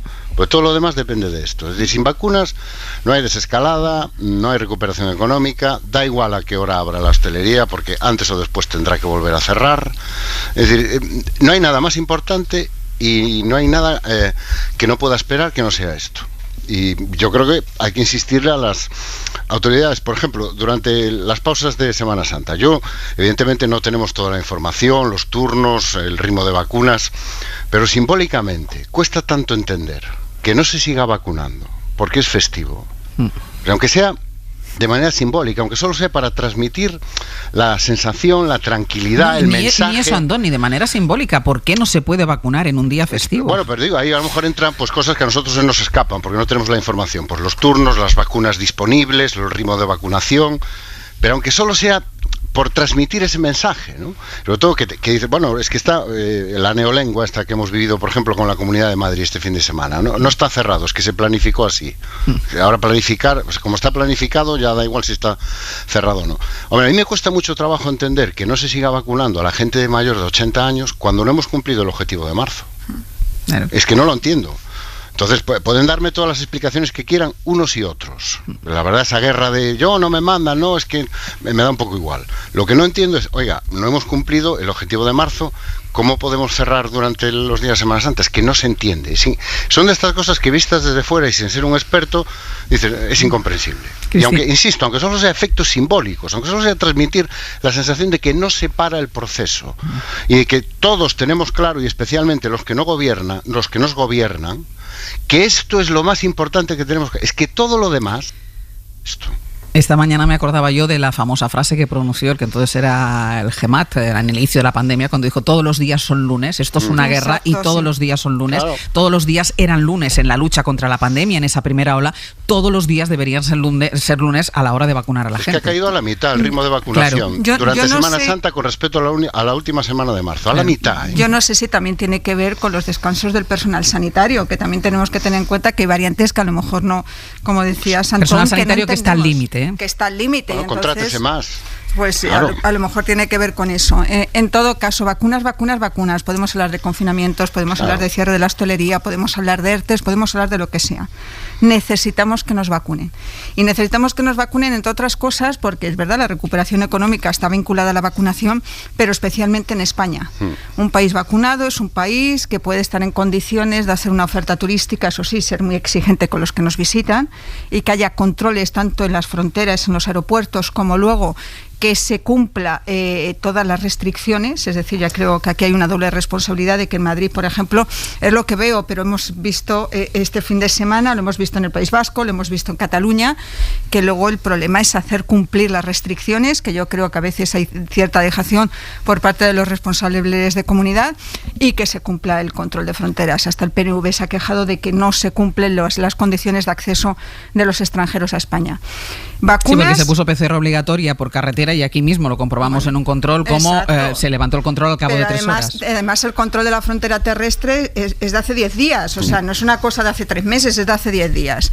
Que yo creo que toda la administración, la autonómica y la central, tiene que cumplir su papel, sus obligaciones, pero esto solo se soluciona con las vacunas, solo y exclusivamente. Nos prometieron que en abril alcanzaríamos la velocidad de crucero, la vacunación masiva, y de eso depende nuestro futuro económico. La verdad es que de las declaraciones, de la entrevista que le acabas de hacer a la consellera de la Generalitat Valenciana, me he quedado con el tema de más vacunas, pero sobre todo regularidad en la llegada. Es decir, es muy complicado para una comunidad autónoma, un responsable de sanidad de una comunidad autónoma, poder planificar la forma de suministrar. Sí, pero mira, antes de que continúes, porque tenemos el dato de las dosis que tiene sin utilizar Valencia. Claro, el sábado el Ministerio de Sanidad publicó una actualización de sus informes. Esto es novedoso, por cierto. Los sábados nunca publicaba, este sábado se publicaron. Y en el informe de vacunación figura que la Comunidad Valenciana había recibido hasta ese día 911.000 dosis y había inyectado 864.000. Es decir, tenía 50.000 dosis, más o menos, en los congeladores dispuestas para poder ser utilizadas en los días estos festivos. días. Claro, pero ahí vamos al debate aquel famoso del principio de la vacunación, que era: pongo todas, guardarse, que esto lo siguen haciendo algunas comunidades. Sí. Yo en eso, o sea, yo fíjate, yo voy a decir una cosa, yo confío mucho en mis autoridades de cualquier color político y de cualquier comunidad autónoma en la gestión de este tipo de situaciones. Es decir, hay un porqué detrás de cada cosa, y seguramente la declaración, insisto, en la que ha hecho la consellera, es decir, el hecho de que tú sepas cuántas vacunas vas a tener y cuándo te van a llegar, te permite decir, pues voy a poner un polideportivo, porque si pongo el polideportivo pero no tengo las vacunas, mal asunto. Y si tengo las vacunas pero me han llegado tan tarde que no me ha dado tiempo a poner en marcha el procedimiento del polideportivo, difícilmente puedo vacunar.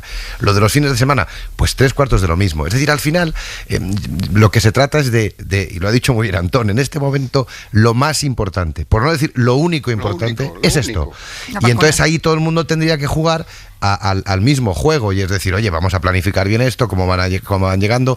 Es verdad que ha habido grandes problemas en el suministro de vacunas por culpa de los contratos que se habían hecho desde la Unión Europea, después por algunos problemas que tenían alguna de los fabricantes de esas vacunas, etcétera, etcétera. Después, si miras los datos de otros países de la Unión Europea, la verdad es que España está parecido. No estamos, es decir, no estamos peor que otros sitios. No, incluso estamos algo mejor que en algunos países de nuestro entorno. Exactamente, que esos grandes, digamos, motores o esos grandes países que son referente de la gran gestión de lo público, como pues Alemania, como pues yo creo que les estamos ganando. Pero luego hay muchas diferencias dentro de España. Sí, eso es lo que a mí me llama poderosamente la atención. Por supuesto que al final. Y reciben lo mismo. Pero grandes diferencias. Yo he estado mirando esta mañana porcentajes, y te salían porcentajes. En unos casos hay un porcentaje un poquito mejor en una y en otro un poquito peor en otro. Sí, pero que tampoco es una cuestión, digamos, que pueda determinar grandes diferencias entre uno y otro. Déjame, ahora voy contigo, Cristina, y con Antón, que quería hablar, pero está Mariola Lourido conectada. Mariola, buenos días. ¿Qué tal, Ángeles? Mariola, ¿podemos confiar? Hoy llevamos diciendo desde primera hora, 1.200.000 dosis de Pfizer que llegan hoy, más el millón que llegó de AstraZeneca la semana pasada. Las de Janssen están a punto de caer, y estas sí que además son de una sola dosis, es decir, vacuna inoculada, persona inmunizada. Claro. ¿Podemos asegurar que sí estamos en el mes de la inflexión? Vamos a ver, este trimestre va a llegar el gran desafío, ¿no?, de la vacunación masiva. Deberíamos llegar a los 20 millones de vacunados con al menos una dosis, siempre que se cumplan las previsiones del Gobierno y de la Unión Europea, y que cumplan las farmacéuticas, ¿no?, que no pase lo de AstraZeneca. Esos 20 millones a vacunar hasta el mes de julio son todos los españoles mayores de 50 años. Hasta ahora han sido vacunadas más de 5 millones de personas, el 14% de la población adulta, así que en abril, mayo y junio hay que inmunizar a otros 15 millones. Para eso, según las previsiones de la Unión Europea, España va a recibir 35 millones de dosis, que son 20 millones de Pfizer, 7 de AstraZeneca, 5,5 millones de Janssen, que como dices son monodosis, y más de 3 millones de Moderna. Pero para llegar a esa meta, además de este suministro muy abundante, ¿no?, de vacunas, las comunidades autónomas tienen que dar la talla y ser capaces de poner cada semana, hemos calculado, al menos 1.250.000 inyecciones. Es decir, ahora sí vacunar mañana, tarde y noche y todos los días. Para el verano quedarían si todos estos cálculos salen bien y todo esto se cumple, quedaría la vacunación de los menores de 50 años, los que tienen menos de 50 años. La ansiada inmunidad de rebaño se alcanzaría ya con 28 millones de personas protegidas. Esta cifra es el 70% de esa población vacunada, de los 40 millones de la población a vacunar que dice el Ministerio, que tiene, que son la población mayor, ¿no?, de 16 años. Es importante este acelerón, entre otras cosas, porque hay una buena parte de la población más vulnerable, esos mayores de 80 años, Mariola, que todavía no están inmunizados. Dijeron que a finales de marzo se conseguiría. Ahora los cálculos del gobierno son que este mes se va a poder hacer esto. Sí, ese primer objetivo no se ha cumplido. La OMS ya nos llamó la atención la semana pasada, la Unión Europea, por la lentitud de la vacunación, y la vacunación de todos los mayores de 80 años no se va a completar hasta finales del mes de abril. ¿Por qué? Porque ahora mismo, sin ninguna dosis, sin vacunar, están todavía 650.000 que deberán recibir las inyecciones en estos próximos días, en esta semana, con las vacunas que llegan hoy de Pfizer. Te lo comentaba la consellera valenciana. Recordamos, llegan 1.200.000. Es una cifra récord de Pfizer. Nunca habían mandado a la semana tantas. Es el doble de lo que habitualmente mandaba cada semana. A lo largo del mes se irá terminando con la segunda dosis, al 1.600.000 que están pendientes de la pauta completa. Hay que tener en cuenta y recordar, Ángels, que el intervalo de tiempo de vacunación son 21 días entre la primera y la segunda dosis de Pfizer. Pfizer, que va a enviar este mes casi 5 millones de dosis, suficientes para cubrir a todo este colectivo y para empezar a vacunar a otro grupo muy importante, también de factor de riesgo, que son aquellas personas que tienen entre 70 y 79 años, que son 4 millones de personas. Solo el 4% ha recibido al menos una dosis, y que han quedado este grupo ahí en medio, entre los mayores de 80 y los menores de 65, que son a los que se están vacunando con AstraZeneca. Efectivamente. Entonces, con el 1 millón de vacunas de AstraZeneca que llegó también en abril, el 1 de abril, se seguirá vacunando a los que tienen entre 60 y 65 años y a los trabajadores esenciales. Y luego también están previstas las de Janssen, que empezarán a llegar a finales de abril. Hoy por hoy, en Ser Podcast. Me voy a ir a Cantabria, porque en el Palacio de Exposiciones de Santander acaba de comenzar esa vacunación masiva. Ahí está nuestro compañero Fermín Mier. Fermín, buenos días, cuéntanos. ¿Qué tal, Ángels? Buenos días. Pues sí, acaba de abrir la puerta del Palacio de Exposiciones de Santander. Hay ahora mismo en el exterior de este recinto unas 50 personas que esperan a recibir la vacuna de Moderna. Es la previsión que maneja el Servicio Cántabro de Salud para este lunes y para toda la semana. El objetivo que tiene el gobierno cántabro, Ángels, es acabar con la primera dosis de la vacuna para los mayores de 80 años. Ahora mismo tenemos a un 70% de la población de esta corte vacunada con una primera dosis, la mitad con las dos dosis, y el objetivo es acabar con esa primera dosis de Moderna. Básicamente se está vacunando aquí, se va a vacunar aquí a mayores de 80 años de los centros de salud de Santander que más población tienen, que son los que más retrasados van. Y hay personas que ayer disfrutaban del domingo y planificaban el lunes de una manera distinta a como en realidad se ha presentado el día. Por ejemplo, José Manuel, que está con nosotros. José Manuel, buenos días. Buenos días. A usted le han llamado ayer mismo por la tarde. A las 6:15 de la tarde, sí. Pero no tiene 80 años todavía. No, los cumpliré en septiembre, el día 28. Bueno, y le han vacunado, le van a vacunar hoy a las 9:38. Ha llegado con tiempo, madrugador. Sí, por si acaso. Por si acaso. ¿Cómo recibió la llamada? ¿Cómo recibió la noticia ayer? Pues bien, estaba en la calle, cosa más rara que una conexión digo, joder, pues sí, igual es de Valdecilla, pues sí, efectivamente. El centro de salud me llamaron, oiga, fulano de tal, sí. Mañana a las 9:38 puedes presentar a vacunar, de acuerdo, ya está. Alegría. Sí. ¿Nervios ahí no? Ninguno, no. Deseando que llegara, digo, no, llegar y punto. ¿Y qué va a cambiar cuando le vacune? ¿O no va a cambiar nada? ¿Todo va a seguir igual? Igual, lo mismo que siempre. a tomar mi cerveza por la mañana y mi copa por la tarde, y es lo mismo de siempre. Y manteniendo la distancia y las medidas de seguridad, ¿no? Pues sí, ¿cómo vamos a hacer? Hay que seguir con la marcha, pues hay que seguirla. José Manuel, gracias. Nada, a ustedes, señores. Ya ves, Sánchez, bueno. José Manuel, madrugador, muy madrugador. Fermín, es gente de 80 años los que están haciendo la cola de esta franja de él los va a cumplir dentro de poco. Es gente, porque me decías que es moderna, es decir, antes estábamos en otro centro en Bilbao que era AstraZeneca, con lo cual era gente de 60, 65 años. En este caso es gente de 80 años. Gente de 80 años, es lo que queda por vacunar de esta corte de edad. Como te decía antes, en principio el objetivo que tiene Cantabria es, en cuanto acaben con los de 80, empezar incluso esta misma semana ya con los de 70, 79 años. Van a utilizar este Palacio de Exposiciones también como medida de refuerzo, de apoyo a los centros de atención primaria, que son los que van a seguir vacunando a la población mayor de toda Cantabria, y se van a utilizar palacios de exposiciones como este de Santander y otros recintos más grandes de Cantabria para agilizar al máximo esa vacunación de los grupos poblacionales de mayor edad. Fermín, muchísimas gracias. A ti, un beso, chao. Hasta luego, un beso. Voy a seguir recorrido por comunidades autónomas. Me voy a Castilla-La Mancha porque nos atiende Juan Camacho, que es el director general de Salud Pública de esta comunidad de Castilla-La Mancha. Juan Camacho, muy buenos días. ¿Qué hay? Muy buenos días. Ustedes han seguido vacunando durante esta Semana Santa. Hoy llegarán más vacunas de Pfizer, llegan a todas las comunidades con las que se quiere terminar de vacunar a los mayores de 80 años. En esa comunidad, en su comunidad, ¿quedan muchas de estas personas sin recibir la vacuna, mayores de 80 años? Quedan pocas, afortunadamente, por recibir la primera dosis de la vacuna. Aproximadamente acabaremos seguramente en un 84-85% de este grupo con la primera dosis recibida y un porcentaje ya importante con las dos dosis. Nuestra intención, acabar, si es posible, esta misma semana con estas dosis de Pfizer que comentaba usted hace un momento, y completar este grupo etario y empezar con el siguiente, ya con el de 70-79. ¿Saben ustedes ya las dosis que les tocan de este 1.200.000 de Pfizer que van a llegar a España? Sí. ¿Cuántas van a recibir ustedes? Algo más de 56.000 dosis. Piensa, antes hablábamos con la consellera valenciana y también era optimista en esto, ¿piensa que realmente este mes de abril va a ser el punto de inflexión en la vacunación? Posiblemente, es muy posible por la previsión que tenemos de recepción de dosis de vacunas, tanto de Pfizer como de AstraZeneca, y la incorporación posiblemente en las 2 últimas semanas de la vacuna de Janssen.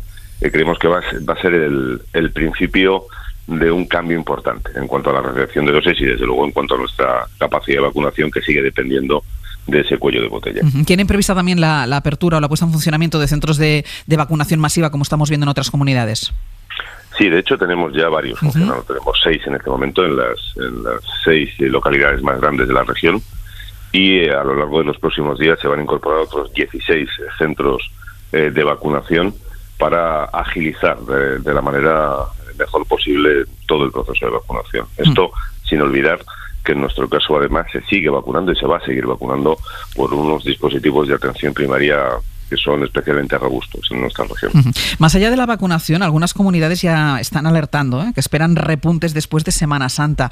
¿Teme ese repunte? Indudablemente la experiencia así nos lo indica. Después de las fiestas de Navidad nos encontramos con la tercera ola y tocando madera para evitar esta cuarta ola y desde luego poniendo todas las medidas a nuestro alcance para evitarlo, pero sí, indudablemente lo tememos. ¿Y de estos datos dependerá que relajen o no las restricciones que hay ahora en marcha? Sí, efectivamente. Con la medición de todos los indicadores que tienen que ver con la transmisión del virus, nosotros vamos tomando decisiones para intentar controlar de la mejor manera esta transmisión. Así que sí, evidentemente buscaremos la mejor manera de controlarla. Ustedes son comunidad fronteriza con la Comunidad de Madrid. ¿Miran hacia Madrid siempre con preocupación? Miramos hacia Madrid siempre, no solo en la situación de pandemia, sino porque, como indica usted, somos una comunidad que prácticamente rodea a Madrid por varios lados, y las relaciones tanto sociales como comerciales son muy importantes. Indudablemente, cuando en Madrid hay una incidencia más elevada en las zonas fronterizas o que tienen más relación de movilidad con Madrid, también lo notamos. Ha sido así desde el principio de la pandemia y desde luego sigue siendo en este momento. ¿Y han notado si se ha cumplido o no el cierre perimetral? Eso es pronto para decirlo todavía. Tendremos que ver con otros indicadores más finos, con las informaciones que nos trasladen las fuerzas y cuerpos de seguridad del Estado, pero la impresión en principio es que sí, La impresión es que sí, que la gente ha hecho su trabajo en cuanto al control y que la ciudadanía, una vez más, ha hecho gala, en la inmensa mayoría de los casos, de un gran sentido de responsabilidad. Juan Camacho, director general de Salud Pública de Castilla-La Mancha, muchísimas gracias y muchísima suerte. A ustedes. Hasta luego. Antón, que estábamos hablando de la diferencia también entre comunidades, hablábamos de la diferencia entre algunos países y ahora volveremos a algo que apuntaba Enrique en el boletín de las 9, que son esas nuevas medidas que va a adoptar el Reino Unido, pero diferencia también en el ritmo de vacunación por comunidades. Sí, yo que soy como José Luis y tengo una confianza total en la autoridad, creo que esa confianza no debe estar reñida con pedir explicaciones. Entonces, por ejemplo, recordarás que cuando yo recibía el aviso para ir a vacunarme, la cadena SER informaba esa misma semana que por razones que nadie ha explicado todavía, había 900.000 dosis de AstraZeneca sin poner en las neveras de toda España, ¿no? Y 3 semanas después, yo sigo esperando que alguien explique por qué había 900 y pico mil vacunas de AstraZeneca sin poner, mientras las comunidades autónomas reclamaban que se ampliara la edad a partir de la cual se podía poner esa vacuna, ¿no? Es decir, yo confío en lo que están haciendo las autoridades, sé que se está intentando vacunar a la mayor rapidez posible, pero hombre, yo creo que eso no es contradictorio con preguntar por qué no se puede vacunar en fin de semana, por qué en fin de semana no, date más. No, porque si decimos que esto es lo más importante que tenemos que hacer, significa que hay que gastarse el dinero en esto, no en otras cosas. En estos en los que nos tenemos que estar gastando el dinero en este momento, ¿no? Aquí, por ejemplo, en Galicia se alega mucho, llevamos un cierto retraso con la población mayor y la Xunta dice, bueno, hay un problema con la dispersión de la población, eso es cierto. Bueno, pues ponga más equipos. Si la población está más dispersa, pues tendrá que poner más gente a vacunar. Lo que no puede estar es 10 puntos por detrás del objetivo en la primera dosis y casi 30 puntos por detrás del objetivo en la segunda dosis. Y pues lo que no podemos es acostumbrarnos a no cumplir los objetivos. No hemos llegado al 80, pero nos quedamos muy cerca. No, es que quedarse cerca no es suficiente. O sea, si no hemos sido capaces de vacunar al 80% de la población con más de 80 años en marzo, que era a mi juicio un objetivo modesto, hombre, yo creo que es el momento de decir, oiga, hay que ponerse las pilas porque no vamos en la dirección correcta. Y yo empiezo a estar un poco cansado de que se van incumpliendo los objetivos y siempre sale algún responsable, y en eso estoy de acuerdo, de todos los colores y de todos los gobiernos, a decirnos lo del chiste, ¿no? Lo de hoy no, mañana. Hoy no, pero mañana. Hoy no, pero en abril. Sí. Y claro, yo ya no quiero estar a mediados de abril y que el siguiente mes, que va a ser el gran santo adelante, sea mayo. Sí, ustedes han dicho abril. Pero a todo esto, Antón, se sigue manteniendo ese 70%, claro, porque lo puedes preguntar por tierra, mar y aire y te siguen respondiendo que el 70% para verano, claro, a pesar de que los mayores de 80 tenían que estar inmunizados en marzo y ahora ya es en abril cuando van a estar inmunizados. Los mayores de 80 tendrían que estar a finales de marzo con la primera dosis todos. Será el objetivo, no el 80%, sino todos. El 80% con todo. Con la pata completa. A mí me sigue llamando la atención cuál es el motivo de las profundas diferencias, aunque luego los datos son muy volátiles, pero por ejemplo Andalucía ha vacunado, que Andalucía lleva un ritmo de vacunación de las mejores, ha vacunado el 91% de los ancianos con una dosis y Cataluña el 54%. Estamos hablando de casi 40 puntos de diferencia. No estamos hablando de una pequeña diferencia, no. Estamos hablando de que casi una comunidad dobla a la otra. Y para mí eso es incomprensible, salvo que establezcas otro tipo de prioridades. Pero aquí los grupos de población estaban muy claros cómo se tenían que vacunar. ¿Y por qué se tenía que vacunar antes a los mayores de 80 años? Porque son al final los que colapsan las UCIs. Y de hecho se está viendo, por ejemplo, en las residencias de ancianos, la buena respuesta que se ha dado a la vacunación y cómo ha caído en picado el tema de los contagios.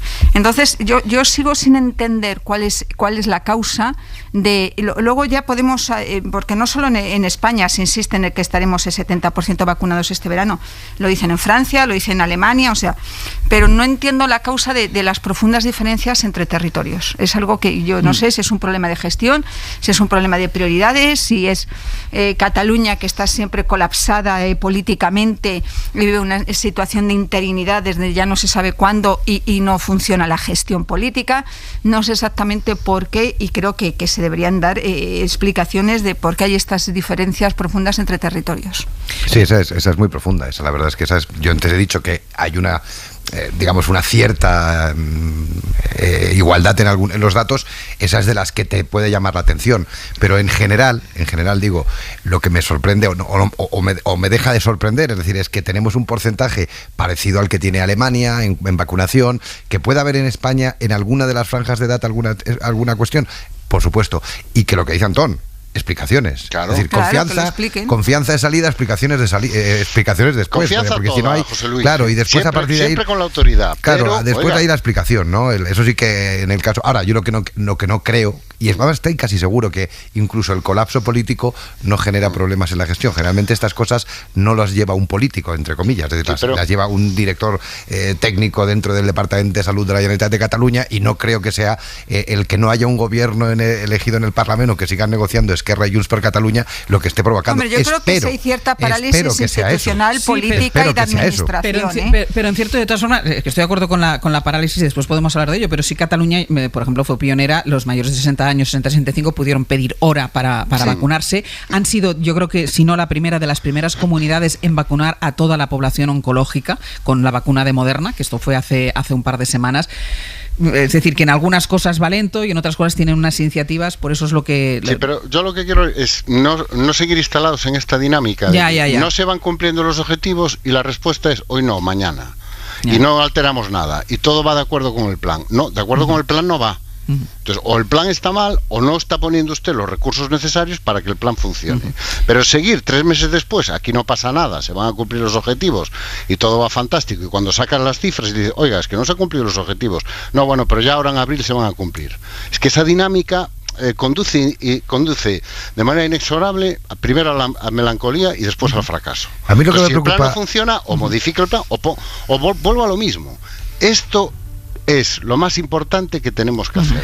Pero pongan ustedes los recursos necesarios. Antón, a mí lo que me preocupa, fíjate, es que los objetivos, yo estoy de acuerdo que son muy potentes y son muy interesantes, pero claro, hemos tenido en los últimos días determinadas circunstancias que pensaba que iban a modificar los objetivos. Es decir, oye, hemos tenido problemas de abastecimiento de alguna de las vacunas, hemos tenido problemas sanitarios, se han dejado de poner una vacuna de AstraZeneca durante una temporada, precisamente a la espera de ver cuáles eran los efectos que podía producir en las personas a las que se les suministraba. Y en cambio no cambia el objetivo. Claro. Lo que empieza a... Hoy por hoy, en Ser Podcast.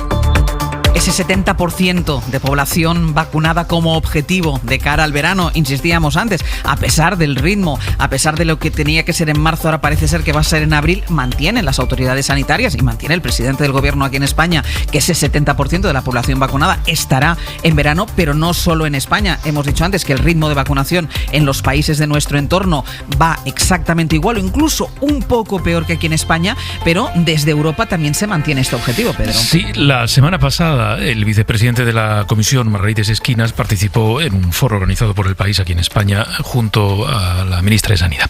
Y en ese foro hizo el siguiente pronóstico. El 14 de julio, además dijo es una fecha simbólica, toma de la Bastilla, Día de Francia, el 14 de julio estará vacunado, según el pronóstico de Esquinas, el 70% de la población europea, de toda la población europea.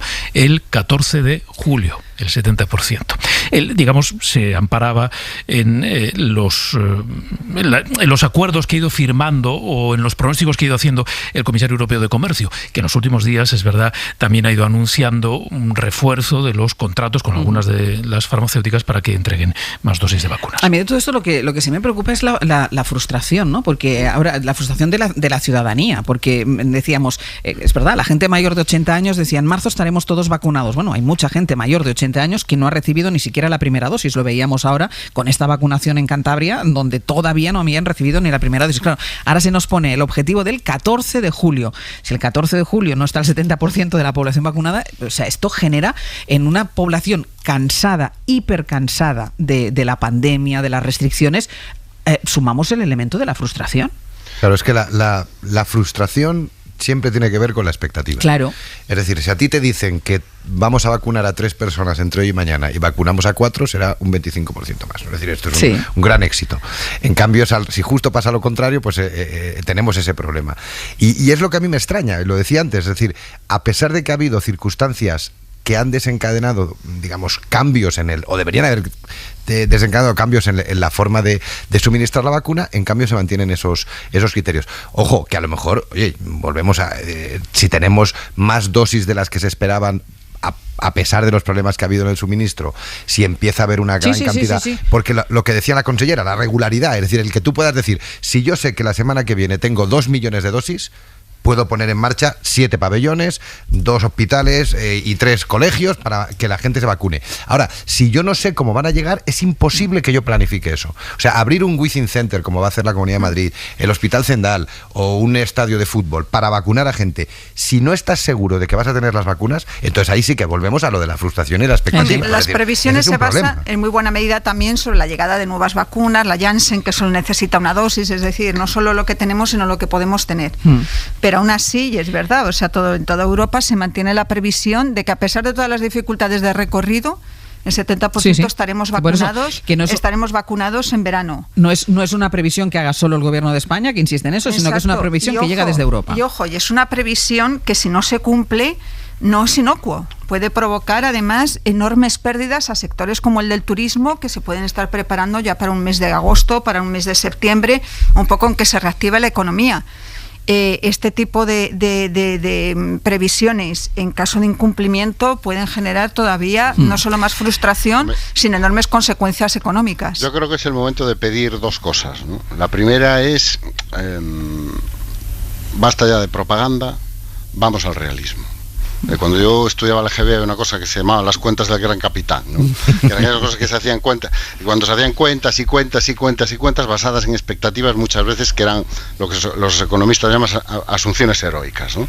Bueno, vamos a dejarnos de eso, vamos a hacer un poco de realismo, porque ya de propaganda yo creo que vamos todos saturados. Entonces yo lo único que le pido a mis autoridades, en las que reitero mi confianza, es, oiga, si no puede ser el 70, pues dígalo y ya está, explíquelo. Y el 70 no puede ser, el 60. Bueno, pues venga, vamos a por el 60. Pero explíquelo. Dígame y dos.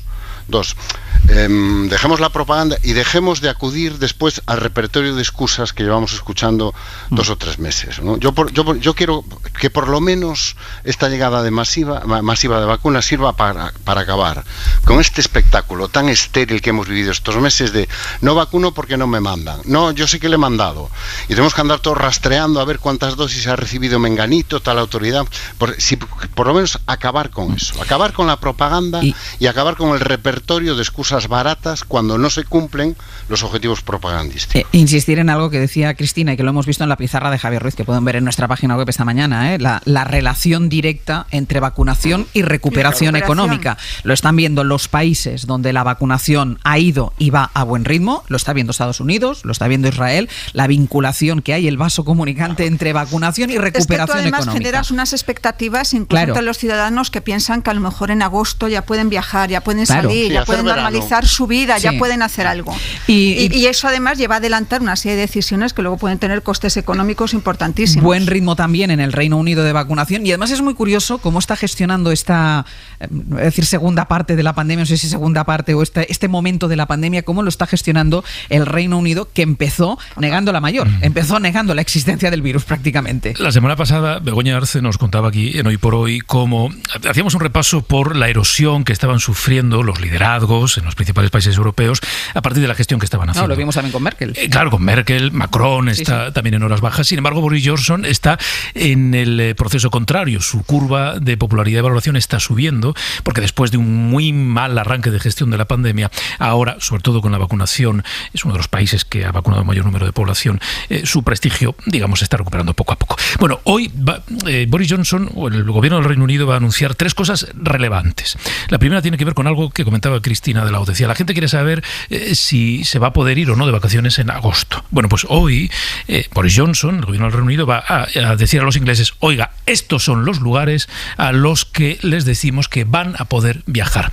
Va a establecer un mapa, va a dividir el mundo, digamos, en zonas a las que no se podrá ir en ningún caso, a las que se podrá ir en algunas condiciones y a las que se podrá viajar libremente. Además, va a contar a su país cómo va a empezar a aplicar ya este mes de abril un experimento de pasaporte de vacunación. ¿Por qué? Porque allí hay mucha gente vacunada, mucha más que la media europea. Pero no solo eso, sino que a partir del viernes, es una de las novedades del día, va a poner a disposición de todos los británicos, de todos, 2 pruebas gratuitas semanales, pruebas rápidas, para saber si tienen o no el coronavirus. Es decir, cada ciudadano británico de más de 18 años se va a poder hacer desde este viernes 2 pruebas gratuitas cada semana para saber si tiene o no el virus. Dice el gobierno británico que esa táctica de pruebas rápidas masivas ha permitido detectar hasta ahora 120.000 positivos que de otra manera no habrían sido detectados, y que sería gente que estaría, contagiando el virus. Claro. Hipotéticamente a otros. Los famosos cribados que han servido para eso, para detectar asintomáticos, que ha sido uno de los grandes problemas para el control de esta pandemia. Hemos abordado la parte sanitaria de la pandemia, hemos abordado la parte económica de la pandemia.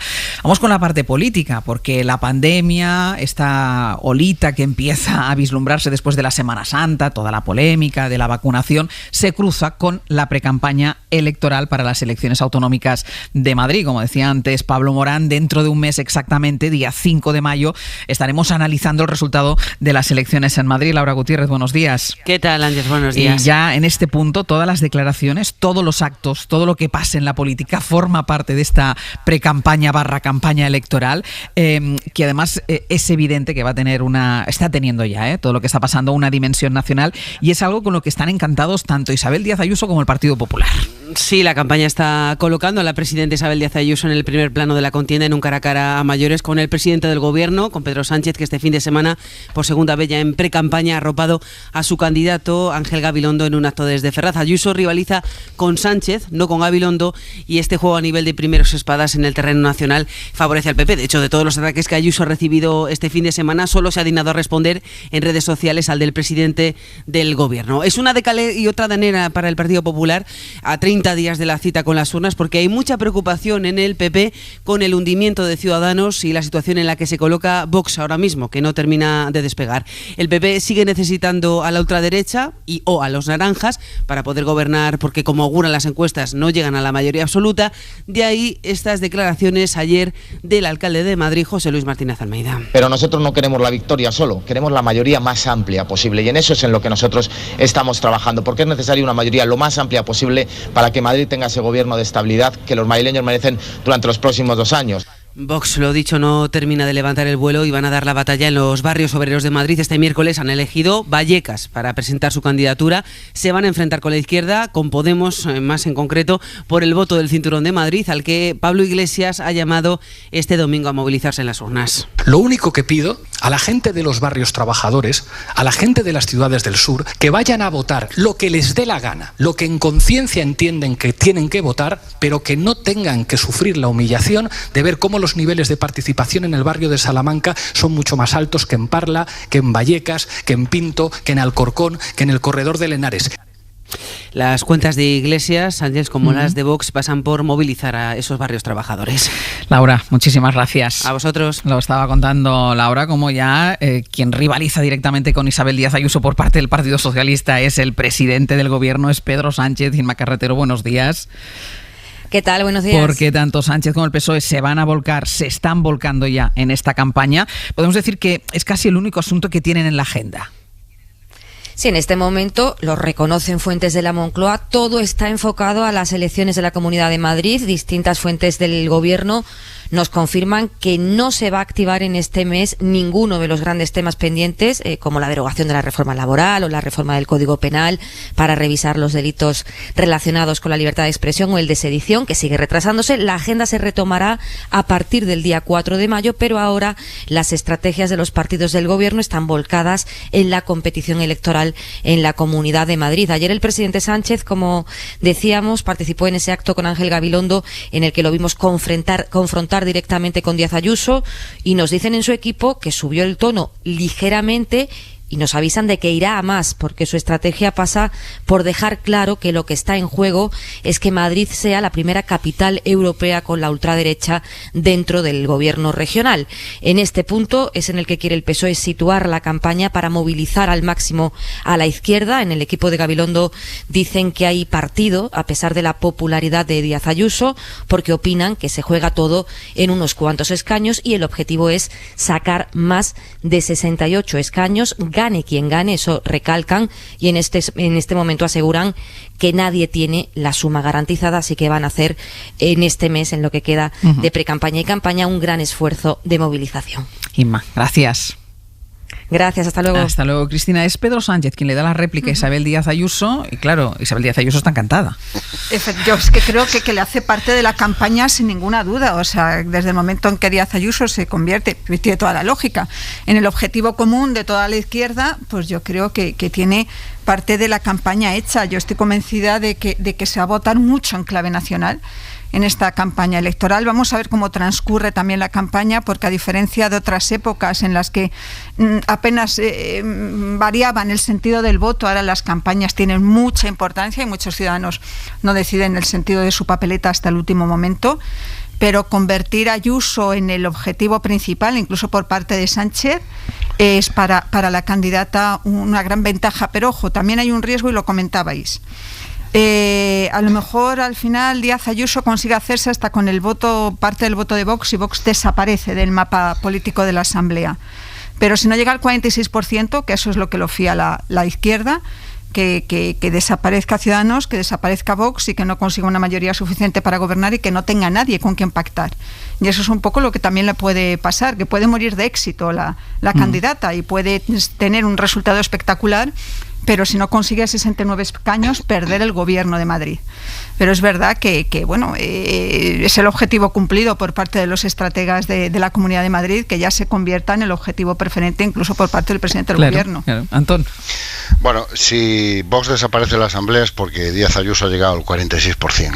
O sea que esos dos hechos están conectados. No, porque le puede quitar un porcentaje de voto Vox que no alcance el 5 y que sea el fundamental para la mayoría absoluta. Pero si haces las cuentas te sale, si le quitas el porcentaje es porque llega al 46%. Si Vox desaparece de la Asamblea de Madrid es porque Díaz Ayuso consigue sumar la mayoría. Eres más optimista que su gente, ¿eh? Bueno, pero es que a su gente lo que le interesa sembrar es esta idea de que Díaz Ayuso necesita la mayoría absoluta y necesita que se concentre el voto en ella. Entonces, claro, si yo fuera uno de los estrategas de Díaz Ayuso, Dios me libre, además de estar encantado con la estrategia de mis competidores, también iría difundiendo esa idea. Cuidado que necesitamos concentrar el voto porque si no, no vamos a poder gobernar si desaparece Vox.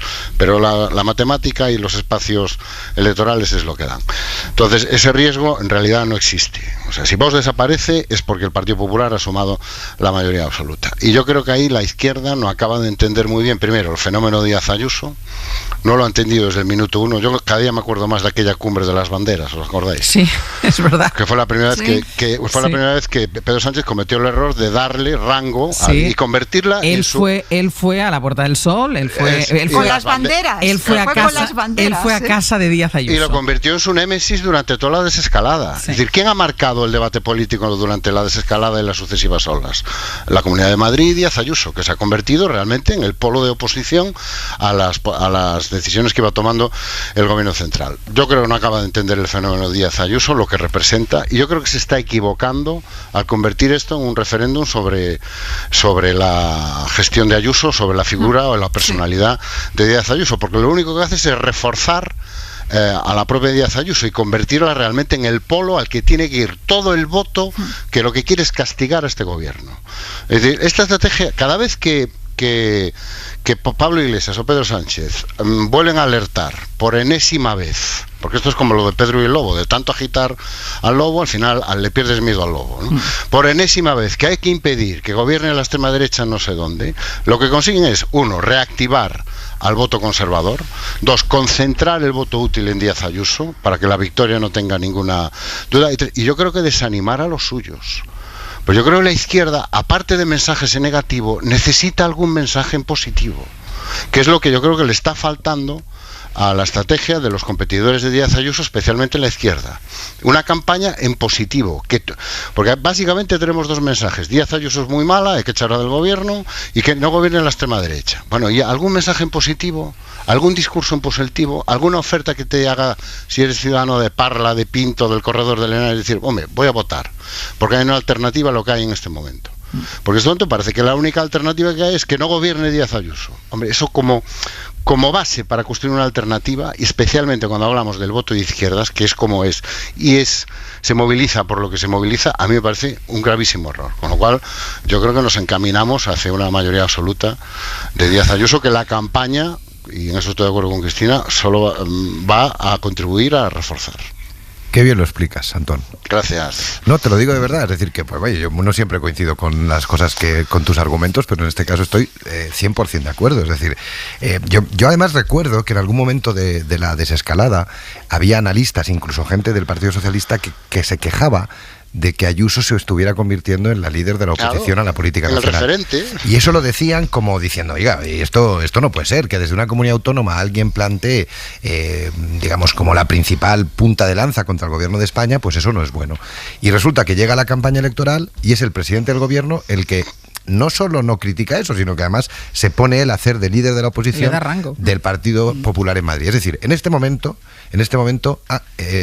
tenemos a Ayuso de líder de la oposición de la política nacional y a Pedro Sánchez de líder de la oposición de la política regional. Y eso al final lo que genera es pues que las elecciones sean lo que quería Isabel Díaz Ayuso, claro, que a mí me parece muy inteligente, que es Pedro Sánchez, socialismo, ella, libertad. Y ese es el debate. Pero al final hay una parte que sí que es positiva de esta campaña electoral, y es una cosa que acaba de decir Antón. No se pueden enfrentar elecciones y llamar a la ilusión del votante solo para decir que no gobierne no sé quién. Porque eso no es, eso al final, y por eso digo que es un punto, digamos, de cierta esperanza en el futuro. Es decir, tú para poder ganar unas elecciones tienes que plantear lo que quieres, algo, una alternativa, una diferencia. A Pablo Casado no le irá bien las próximas elecciones generales si solo se presenta para que no gobierne Sánchez. De la misma manera que Gabilondo no le irán bien estas elecciones si solo se presenta para que no gobierne Isabel Díaz Ayuso. Si encima metes en la ecuación y en el carterón este de Callao, en lo de la foto de Colón, cuando todo el mundo sabe que Vox no va a entrar en el gobierno, o al menos yo sí que lo sé, o lo pienso, o estoy casi convencido de ello, incluso hasta los de Vox lo están diciendo, la ecuación te sale perfecta. Es decir, Isabel Díaz Ayuso está presentando una forma distinta de gestionar la política y de gestionar la pandemia a lo que está planteando Pedro Sánchez en el gobierno de España, y en cambio Pedro Sánchez solo se presenta ante Isabel Díaz Ayuso como el antídoto para que ella no gobierne. Luego la gente dirá, pues entonces, ¿quién va a gobernar en Madrid? Pues como nadie me dice para qué y para qué va a gobernar en Madrid. Fíjate que hasta Pablo Iglesias está diciendo, ir a votar lo que queráis, porque es muy importante que exista que no exista diferencia de votos entre Vallecas y el barrio de Salamanca. Pero es que eso no es una campaña electoral, de verdad. Y me parece que incluso Pablo Iglesias, que suele ser... Hay que darle a la gente una razón para ir a votar. ¿Cuál es la alternativa? ¿Qué es lo que tú planteas de forma distinta? Y en Madrid no hay esa alternativa. Y yo espero, y es la única forma, y yo que soy un militante del Partido Popular, lo que yo espero es que en las próximas elecciones generales el PP diga, yo haría las cosas de esta manera, en esto y en esto. Y eso genera que la gente pues quiera ir a votar ese día, porque dice, oye, pues tengo unas ganas de votar. Y hasta ahora todas las elecciones, o prácticamente todas, se han planteado en términos de las grandes elecciones, sí. Me refiero, en la época, digamos, de Felipe González de presidente, había una alternativa del PP distinta, después el PSOE contra el gobierno de Aznar, el PSOE contra intentar buscar algo distinto, pero en los últimos años no. Es cuando más elecciones hay, ha habido un montón de elecciones en estos últimos años, y cuando menos alternativas se presentan. Lo cual, claro, esto genera un gran lío a la hora de también un votar. hecho, que es una legislatura de 2 años, porque se tienen que volver a celebrar elecciones en mayo de 2023. Entonces, en ese sentido, hombre, Gabilondo le ha intentado con el tema de la oferta fiscal, de no subir los impuestos, luego le podemos dar la credibilidad que queramos, pero tampoco Ayuso presenta ninguna propuesta, salvo que no gobierne el comunismo. Yo creo que tiene fundamentalmente estas elecciones son muy plebiscitarias, no son de programas, no son de propuestas, y luego hay un motor muy importante, yo creo, y posiblemente no sea solo un fenómeno español, de mucha gente que vota no a favor sino a la contra. O al mal menor. Y otra a raíz de esto de convertir a Díaz Ayuso en el referente, yo creo, y esto no es solo de la campaña, viene siendo desde hace mucho tiempo, que es la ridiculización de Díaz Ayuso por parte de la izquierda. Y no se dan cuenta de que esa fue exactamente la misma estrategia que se utilizó durante años con Esperanza Aguirre. Y Esperanza Aguirre fue encadenando mayorías absolutas hasta que finalmente lo perdió en el Ayuntamiento de Madrid. Entonces yo me lo haría mirar si esa estrategia realmente piensan que mina a Díaz Ayuso o que la encumbre. La gente vota lo que le ofrecen. Y si solo le ofreces ir a la contra, vota ir a la contra. Si alguien prueba a ofrecer algo diferente, pues a lo mejor se lleva la sorpresa de que lo vota.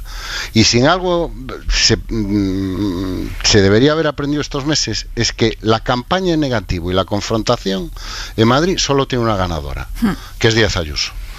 Todo lo que sea campaña en negativo y confrontación y plantear a la gente elecciones absurdas como comunismo o libertad, beneficia directamente a la figura de Díaz Ayuso, refuerza su liderazgo y refuerza sus posibilidades de obtener la mayoría absoluta. Entonces no incidas en el error, porque ahora te vas a meter en campaña, vas a estar permanentemente en esto. Entonces este tipo de estrategia lo único que hace es reforzar a tu competidor, y me parece inteligente, ya termino, lo que ha hecho Pablo Iglesias, empezar a hablar por primera vez desde que se sumó a este festival en positivo. Es decir, vayan a votar.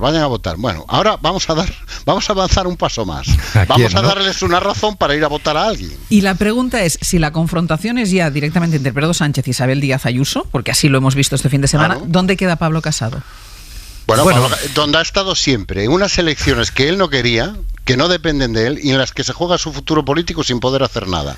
Con el agravante de que si se pierde Madrid la culpa será suya, y si Madrid se retiene e incluso se gana con mayoría absoluta, nadie se lo va a atribuir a él el mérito. El éxito será de Isabel Díaz Ayuso. Lo que pasa es que como esto el tiempo pasa todo muy rápido, ¿no? Dentro de un mes justo, pues estaremos en otra cosa. Veremos qué pasa en Madrid, veremos cuál es el resultado, si sigue gobernando Isabel Díaz Ayuso, y a partir de ahí pues tendrá que plantear Pablo Casado su posición, ¿no? Es decir, él va a hacer campaña como es normal en estas elecciones.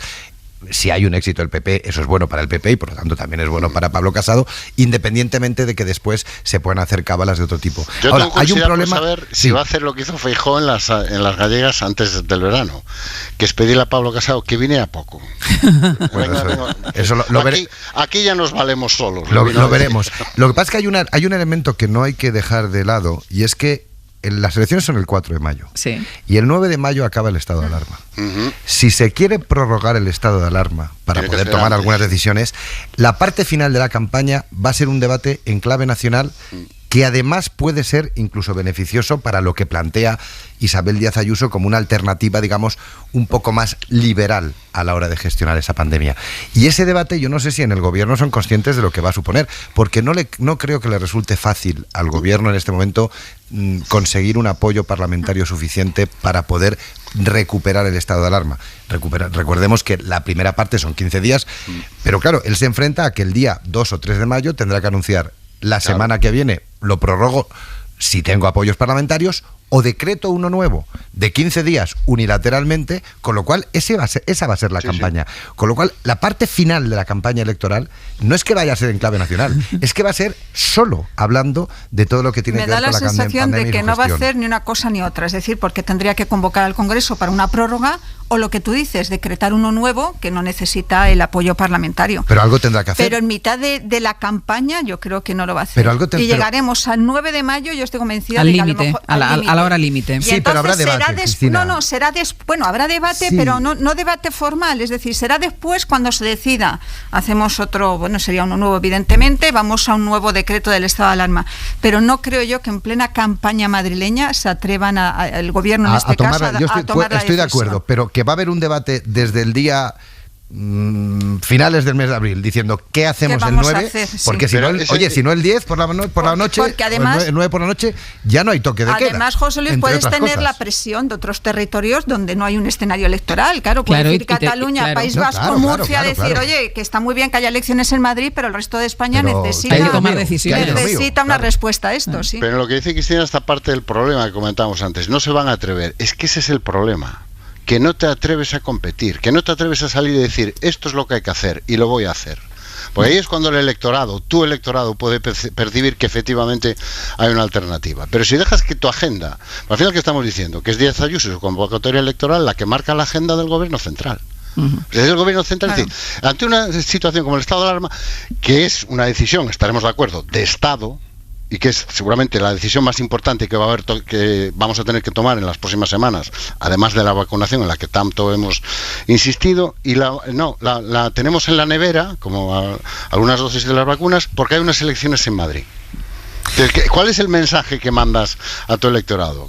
Quien controla la agenda, quien lleva la iniciativa, es Isabel Díaz Ayuso. Y tú no tienes el coraje o el convencimiento o la fe suficiente en lo que defiendes y en lo que haces para salir y decir, esto es lo que hay que hacer, porque esto es lo que hay que hacer. Está ahora mismo Isabel Díaz Ayuso protagonizando un desayuno informativo organizado por Europa Press. Lo está siguiendo este desayuno nuestra compañera Elena Jiménez. Elena, buenos días. Hola, ¿qué tal, Ángeles? Muy buenos días. ¿Qué está diciendo la presidenta y candidata? Bueno, pues diría que Isabel Díaz Ayuso ha desayunado fuerte esta mañana. Bueno, está diciendo, por ejemplo, que España nos necesita a Madrid para recuperar la salud o la libertad.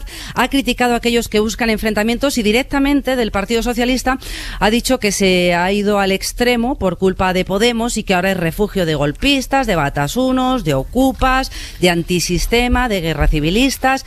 Y ha hablado también de una indignidad del gobierno estatal por el acercamiento de un preso de ETA. Vamos a escuchar. Hoy el Partido Socialista ha cometido una de las mayores indignidades de la historia de este país: el acercamiento del terrorista Chapote, asesino de Miguel Ángel Blanco, que ni siquiera ha firmado la carta de arrepentimiento. Ha hablado también de que se quiere acabar con la monarquía, de que Madrid es el milagro español, de quienes reparten carnés aquí. Dice que han criticado a quienes nos visitan, al turismo, que se está intentando enfrentar a la educación, que Madrid, para asombro del mundo, ha mantenido abierta la cultura y ahora también está criticando, bueno, pues el reparto de fondos europeos y de presupuestos. Dice que Madrid es la cuarta comunidad con menor inversión que está recibiendo por parte del gobierno estatal, y continúa ahora mismo Isabel Díaz Ayuso en directo y, bueno, pues haciendo repaso de todas esas críticas. ¿Quién está arropando a Isabel Díaz Ayuso en este desayuno? ¿Qué otros cargos del Partido Popular hay? Pues está el alcalde José Luis Martínez Almeida y, de momento, bueno, pues que sepamos, por parte del Partido Popular está su compañero, digamos, en el ayuntamiento, José Luis Martínez Almeida. Pablo Casado no está con ella. No, de momento que sepamos no, al menos así que podamos ver entre el público o no. Han nombrado a Almeida. Pues Elena, muchísimas gracias. Te dejamos que la sigas escuchando. Antón ha desayunado fuerte, la presidenta y candidata. Sí, pero que no esté Pablo Casado me suena mucho a no vengas mucho por aquí, que ya me valgo yo sola. Tú... Lo que pasa es que eso es muy difícil en Madrid, ¿eh? Es decir, no ir a Galicia puede ser bastante... Claro, pero no hacer... ¿Qué hace el pobre Casado? Se queda en casa, confinado. Le pondrán deberes fuera. Habrá que estar pendiente también a los atriles que utilice Isabel Díaz Ayuso, porque otra de las cosas que hacía Feijóo es esconder las siglas del Partido Popular, ¿no? Bueno, no sé si esconderlas, pero al menos no explicitarlas, ¿no? Ponerlas en una esquina, que no se vea. Como a Pablo Casado, una esquina, que no se le vea mucho. Vamos a ver si hace lo mismo Isabel Díaz Ayuso, que está protagonizando, insistimos, este desayuno informativo en plena precampaña para las elecciones, que evidentemente tienen una clave nacional indiscutible. Y por cierto, que hoy hay encuesta del CIS con intención, es hoy, ¿no? Me parece que sí, ¿no, Pedro? Sí, que a veces se me va la cabeza. Sí, a partir de mediodía. A partir de mediodía. Eso, y encuesta de CIS con intención de voto para las elecciones de Madrid.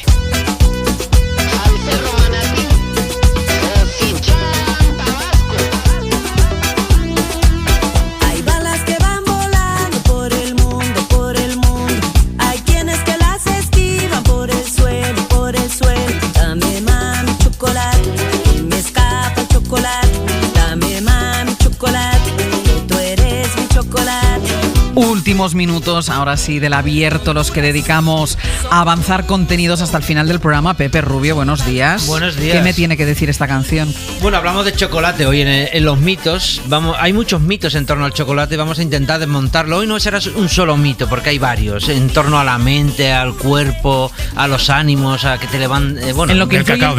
Del cacao. El chocolate de cacao, digo. Exactamente, el chocolate de cacao, porque está el Pedro. Bueno, no. Vamos a dejarlo claro. El buen chocolate. El buen chocolate es aquel que tiene mínimo un 70% de cacao para arriba. Bueno, si puede ser un 80% mejor. Hay debate si ese es el buen chocolate, pero bueno, hay debate sobre eso. Sí, vale. Sí, pero bueno, ese chocolate es el que crea mito, ¿no? Dicen que conecta el cuerpo y mente, que genera endorfinas. Que sustituye al sexo. Bueno, también se dice que sustituye al sexo, que te da placer, que te relaja, que te saca de los peores momentos. 900, 100, 800, aquellos oyentes que quieran desmontar este mito, que lo desmonte, y los que crean que es así, que adelante. O sea, sería... El chocolate sirve para todo. El chocolate es el sucedáneo de todo. Vale absolutamente para todo. Que estás mal, chocolate. Que estás bien, chocolate. Que no, eso, chocolate. También. Vale, pues eso. Chocolate. Antón, ¿tú comes mucho chocolate? Sí, tengo que confesar. Vale. No, es que tengo muy poca fuerza de voluntad. Pero como sustitutivo de algo. No. Vale, ya está. Como sustitutivo del abierto. Ya está. Ahí, John, ¿tú comes chocolate? Mucho siempre después. Tú mucho siempre después de comer. ¿Después de qué? Después de comer. De comer ¿Tú, chocolate. Cristina, comes chocolate? Yo mucho, como José Luis. Vale. A mí es que no me gusta el chocolate. Bueno, y por cierto, que está Iñaki ahí, que hoy viene a darnos una lección de matemáticas. Voy a estudiar ahora en este ratito que me queda. Chicos, hasta la semana que viene, José Luis y John, Antón Losada, Cristina de la Hoz, un beso. Adiós. Hasta la muerte, mi vida, mi dulce, te quiero chocolate, mi sol y la luna, te quiero chocolate, mi vida, mi dulce, voy a bailar mi suerte, mi sol y la luna, contigo hasta la muerte. Suscríbete a El Abierto de Hoy por Hoy. Todos los episodios y contenidos adicionales en la app de Cadena SER y en nuestros canales de Apple Podcast, Spotify, iVoox, Google Podcast y YouTube. Escúchanos en directo en la SER de lunes a viernes a las 8:30 de la mañana. Cadena SER. La radio.